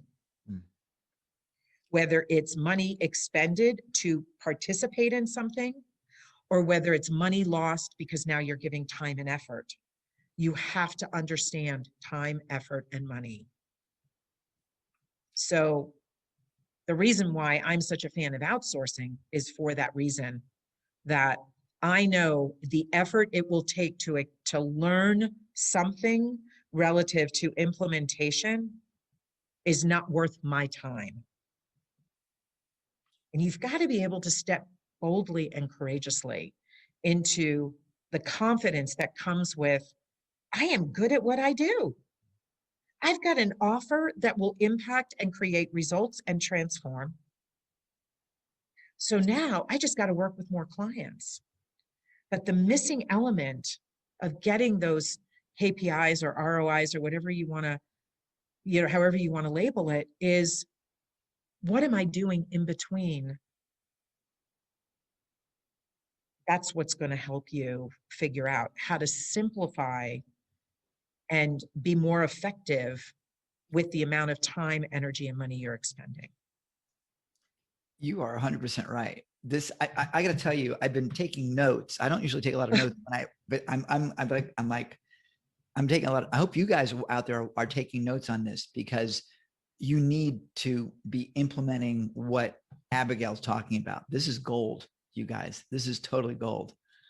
35 years, Ken. Right, right. You know, I've been doing it for 35. Tammy's been doing it for 35. We love what we do. We really do. And, you know, I always get so frustrated when we're talking to a prospect and they say, I've already invested thousands of dollars figuring out my brand. Well, then why aren't you in action? Right. Well, because my coach tells me I need to do this. I had this whole long conversation with somebody recently, and she goes, well, I've been doing it for 3 years. I've been following my coach's advice for 3 years. And I said, and how's it working for you? Because you're on the phone with me looking for something. Right. So I'm a little bit like a chicken. I don't get subtleties well. I'm pretty transparent. So I'll tell you, like, go and do this if this is what you really want to do, because you're going to play full out if you want to do it. Yeah. Yeah. I have a client who came into my Safari program, and she's like, I want to do an event. And I said, okay, great. She said, how much time should I have for a runway? I said, figure 6 weeks or so, 8 weeks max out, so to get it right. So she did it in about 2.5 weeks. And it was basically her way of giving me the finger and saying, I'm not waiting, I'm going to do it. And worst landing page ever. I mean, just horrible landing page. The design, not anything what I teach. But son of a gun, she had 8 people show up. She made $18,000. I mean, right. She implemented it, and I can't swear that it's not perfect, but it is. So you're 100% right. Go ahead and get yourself in place, rock on, and call it done. And there you go. It's fantastic. So, well, and here's the thing. Hopefully what your client found was that, I wonder what would have happened with a little bit of planning. I wonder what would have happened had maybe, is everything integrated and aligned? Maybe if I had started earlier and gone out later, given that lead time Ken recommended, I might have had 28 people show up. Sure. Now imagine the possibilities. Absolutely. But I tell you, but the point is, she did it. And what you're experiencing with some of your folks was 3 years with this coach, and where's the results? Not there. Why are you still doing the same thing? Yeah, well, in this case, I mean, the thousands of dollars this poor woman has spent on marketing, I felt so bad. And she bought some good programs, and she was working with some good coaches. I know the industry pretty well. And part of it was, you get something in your mind, and you're like, I can't do this. I can't call myself a coach. There's a coach out there who says, I hate the word coach. Yeah.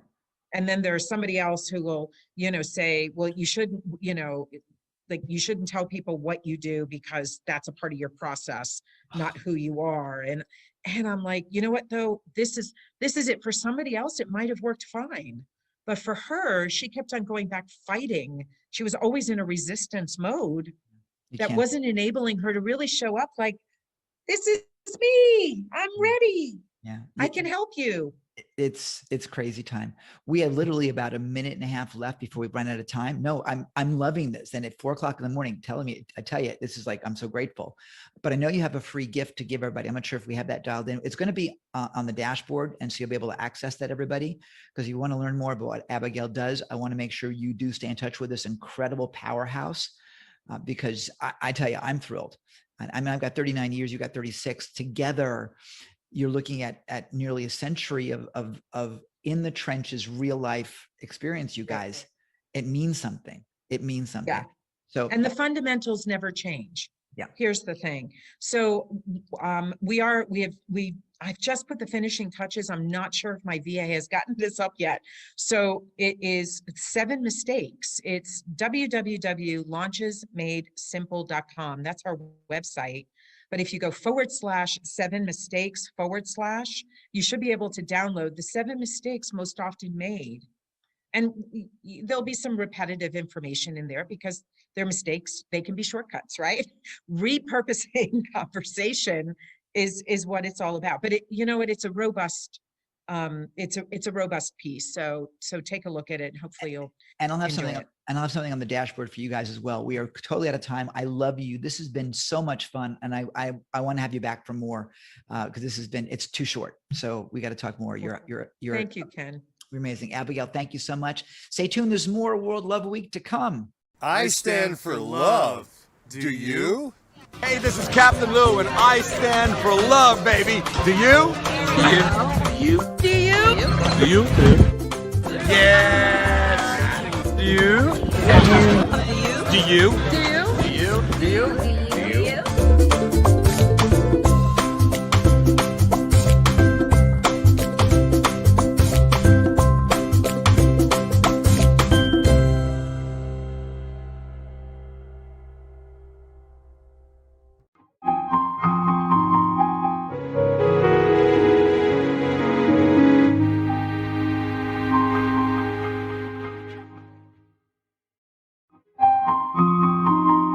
Good morning, everybody. Ken Krell here from Sydney, Australia at 8:01 a.m. in the morning. It is 4 p.m. Eastern time, and God knows where it is, wherever you are. But I want to tell you, I'm thrilled that you're here, and you'll be thrilled that you're here. You'll be thrilled that you're here because you're here, because your next guest today is one of my favorites. Her name is Sue Wilhite, and she's going to talk about how to power up your heart. Understand that Sue, after spending 20 plus years as a wildly successful programmer and systems analyst, she's been known now as the profit attraction master. She decided to switch gears and exercise more of her right brain.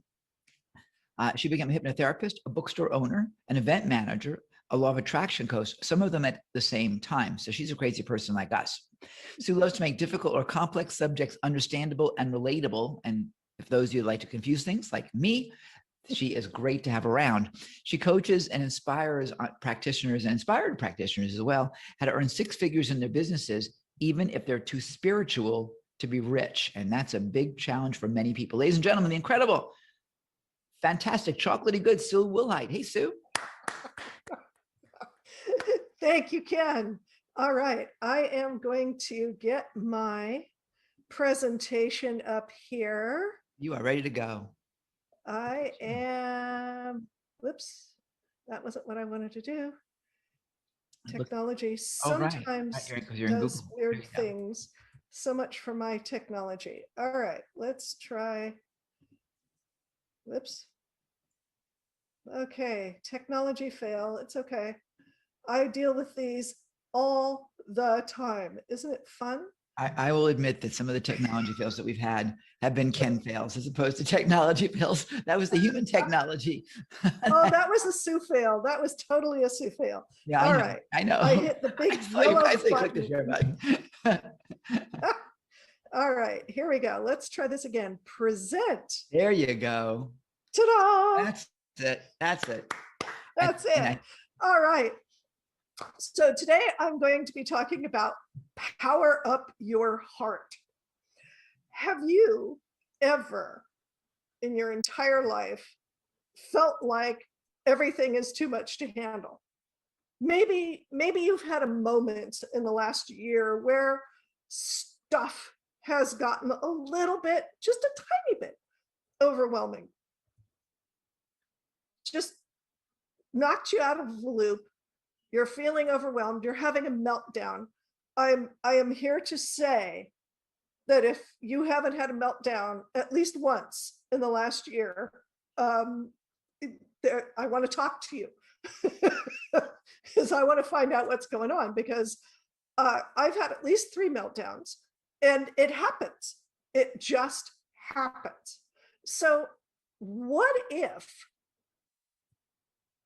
you had a low battery indicator?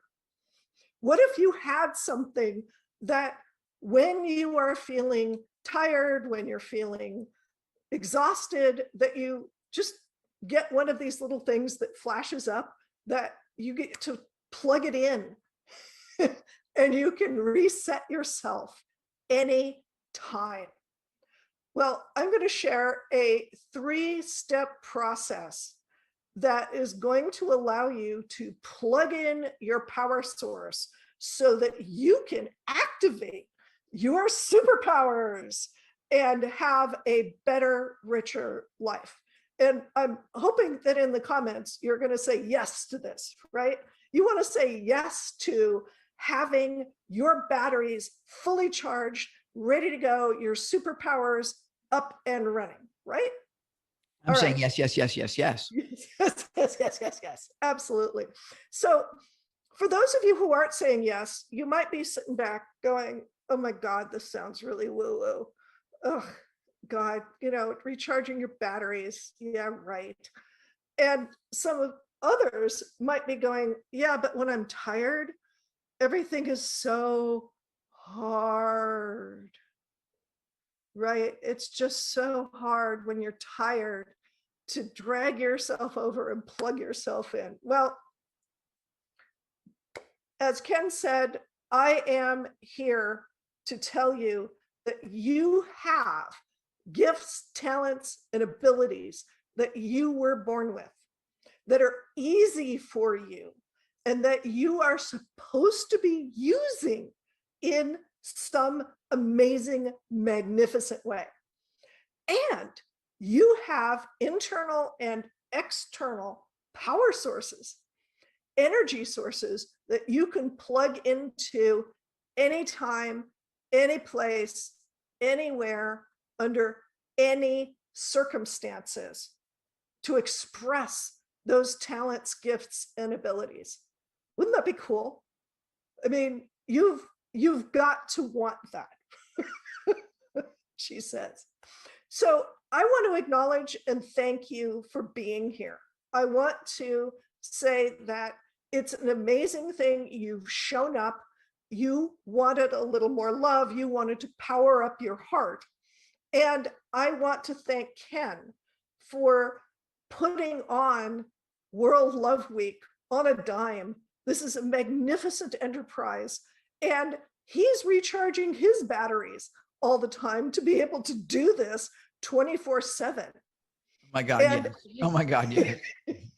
Yeah, right? So you are showing up. And I'm going to tell you just a tiny bit about myself so that I can kind of give you an idea of where I'm coming from. So as Ken said earlier, I'm Miss Positivity. I'm Miss Upbeat.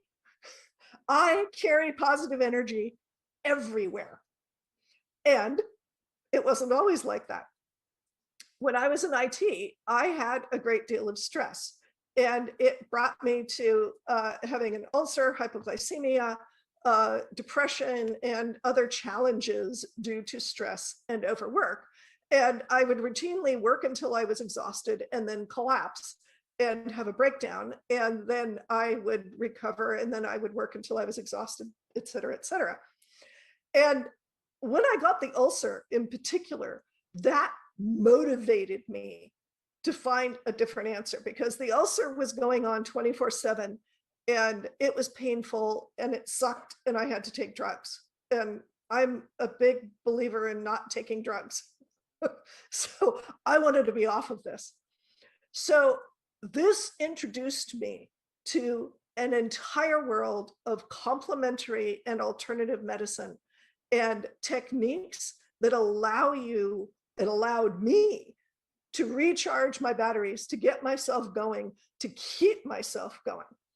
And one of the techniques introduced me to the concept and the functionality of something called the electric universe theory. The electric universe theory says that we are all made up, surprise, of electromagnetic energy. And if you've had any chemistry or physics at all, this can't be too terribly much of a surprise, but the idea is that this electromagnetic energy and its ebb and flow impact our physical and mental health. And I feel it's my mission to share this with you. And it's why I'm here to help you power up your heart and give you the energy that you want and that you need. So, one more question. Would you like to be able to use your gifts, talents, and abilities to the max in your business be a force of good for your community, for the world. Oh, and be able to have, cash flow. That's a sort of a side benefit of being able to run your energy better, right? So you are a battery. You've all seen batteries, these little things, and you have a positive and negative pole. And I want to tell you a little bit about one of my clients, Carolyn, who is consistently tired. Before she came to see me, she had no energy. And with the no energy, she even had insomnia. And sadly, she also had a family pattern of abuse. So her battery not only wasn't charging, but it was completely popped out of the contacts. You know how when you load a battery into something, it goes into its little contacts, right? Well, her batteries were not doing that. And so I was able to talk to her and train her and work with her on getting her batteries connected, getting her energy flowed together so that she is now sleeping better, she has more energy, and she's able to do more with what she's got. So how did I do that? Well, just like a battery, you have a positive pole and a negative pole. And the positive pole is what's called the Earth star, and it lives about 6 inches from the bottom of your feet. And it should live there, but just like a battery, it can get popped out. And I'm going to teach you how to reconnect it. So it takes a little bit of paying attention to yourself and a little bit of visualization. So what you want to do is you want to just imagine feeling the area between your shins or maybe between your ankles. And I want you to just imagine that you can find a little ball of energy. And wherever you believe that it is, that's where it is. And when we get stressed, when we get upset, when we get low energy, and particularly when we feel threatened by something, the Earth star has a tendency to tuck in like a puppy's tail. And it goes up above the ankles into the shins. And the idea is to very gently imagine that you are taking your hands and you are just gently pushing the Earth star down, down, between your feet, beyond the plane of your feet, till it goes about 6 inches below your feet. And it might feel a little bit like it just fell into its little slot. And when you have that feeling, imagine that it is connecting to the electric field of the planet, the current of the planet. And that energy, that current is coming into the Earth star and running all the way up your body, all the way to the top of your head. So here's this electric current, and it's just flowing all the way up from the Earth star in its connection with the life force of the planet. Now, the other battery contact, the positive pole, and by the way, negative and positive in this case are just simply descriptions of what electricians and folks who are studying electricity and flow call it. They call it a negative and a positive pole. These are not judgments. It's not that the Earth Star is channeling negative energy. Please don't go there. It's just about a name. The positive pole is above your head, and it should live about 6 inches above your head. So it's usually hanging around right about here when it's in place. Now, what ends up happening with the Sun Star is it has a tendency to cling to the top of the head. And I had a client named Alan whose Earth Star was actually Sun Star was actually split kind of like a broken egg all the way over his head. And it was just like a collapsed balloon. And he was so much into his head that he wasn't able to make progress in anything. He was always getting frustrated because he was trying to think his way out of things. And when he was on, he was really, really good, actually. But he'd get into his head and his Sun Star would just collapse into his head. And it turned out that he had kind of an issue with his family having patterns of addiction. And the way that he coped with that was by getting into his head and trying to think things out logically because his heart was being hurt. So after I worked with him and got him to get his Sun Star above his head and activated, he was able to increase his paycheck, not once, but twice, and doubled the whole thing. So he went from about 65, 70K as a paycheck to about 130K currently. It might have gone up since then, since I worked with him, but it's definitely gone up. So when you get the Sun Star activated, things flow to you.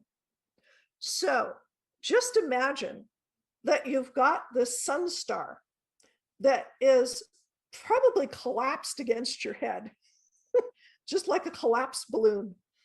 And I want you to imagine that it is coalescing, that it's coming together, that it's becoming its own bright energy source, and it's living about 6 inches above your head. Now, when it is there, after you've got it connected up there, imagine that the electromagnetic energy, the life force energy of the universe, this is a big power boost, let me just tell you. The life force energy of the universe is being channeled, is being pulled and funneled through the Sun Star into the top of your head and down all the way where it connects into the Earth Star. Now you have a current running. And if you can see the picture, you can see that the Sun Star and the Earth Star are lined up, and you just want to imagine that that energy goes back and forth. Now, to describe this, well, I'm telling you about it, and the first few times that you are trying this on your own, because you are going to practice, right? It'll take you, it took me about 10-ish minutes to describe all of this. It might take you 15 minutes on your own. But once you get practiced in it, it's like that. You check in with your Earth Star, you push it into position, you check in with, and you run the life force energy of the Earth up to the top of your head. You connect in with the Sun Star, you move it to the top of your head, you connect it to the top of your head, down to the Earth Star, and you have this current running up and down, it literally takes less time to do than it does to tell. It is so fast. And when you do this, when you check in, it's like click, click, click. Oh, hey, there's energy. And you can take that energy and use it in your business. It allows you to be more present with the people in your life. It allows you to have a better heart connection with your customers. Because what happens when you are low energy and you're trying to deal with customers, with your clients, whoever it is, it's just not there. You're not going to make the connection. But if you connect this current, this electromagnetic current that you were born with, you connect with your clients and your customers. And oh, by the way, the folks in your family, your friends, your loved ones, all of that becomes richer. It becomes easier to attract clients. When you are talking to them, you communicate better because you've got this energetic flow. And because the flow is from the energy of the earth and the energy of the universe, no one can take it away from you. This is the other thing that I hear, is that people are nervous about energy vampires. Well, you know what? If you've got the energy of the universe coming at you, no vampire can eat that much. So you are completely in your own integrity as far as energy is concerned. Now, sometimes you've got patterns that you've inherited from your family in your DNA that consistently knock your connections out. Your battery gets disconnected.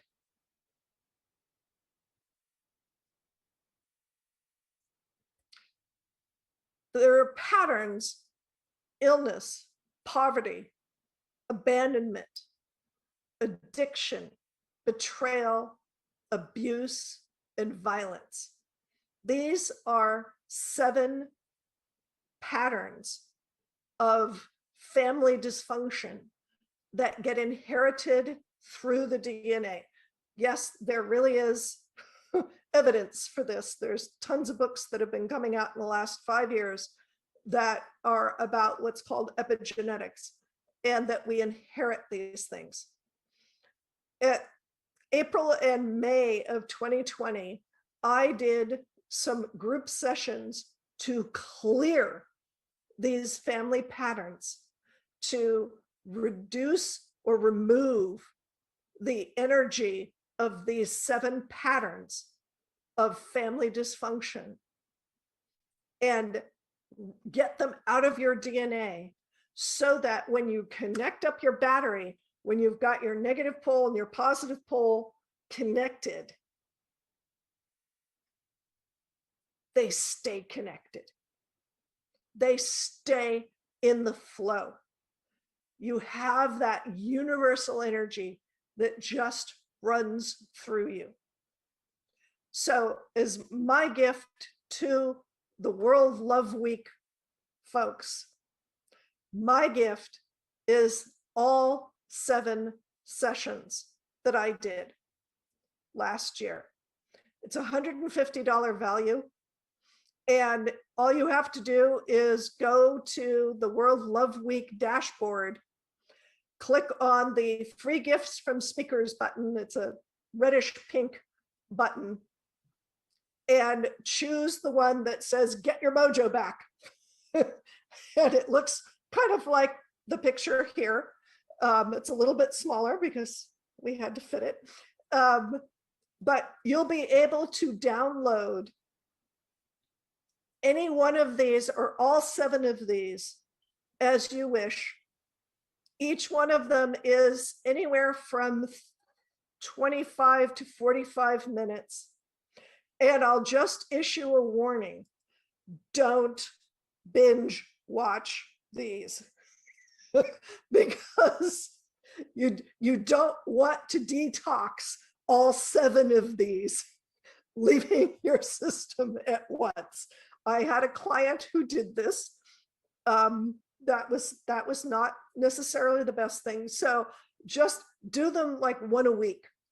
And in 7 weeks, you will find an amazing change in your life, especially if after every single one of these, you reconnect your battery by going to your Earth star, connecting up the life force of the planet, the electromagnetic current of the planet, connecting that up, connecting your sun star, getting the life force of the universe in there, and you will be able to go forth, have your internal battery set, and express those amazing talents, gifts, and abilities and superpowers that are yours, that the world is waiting for.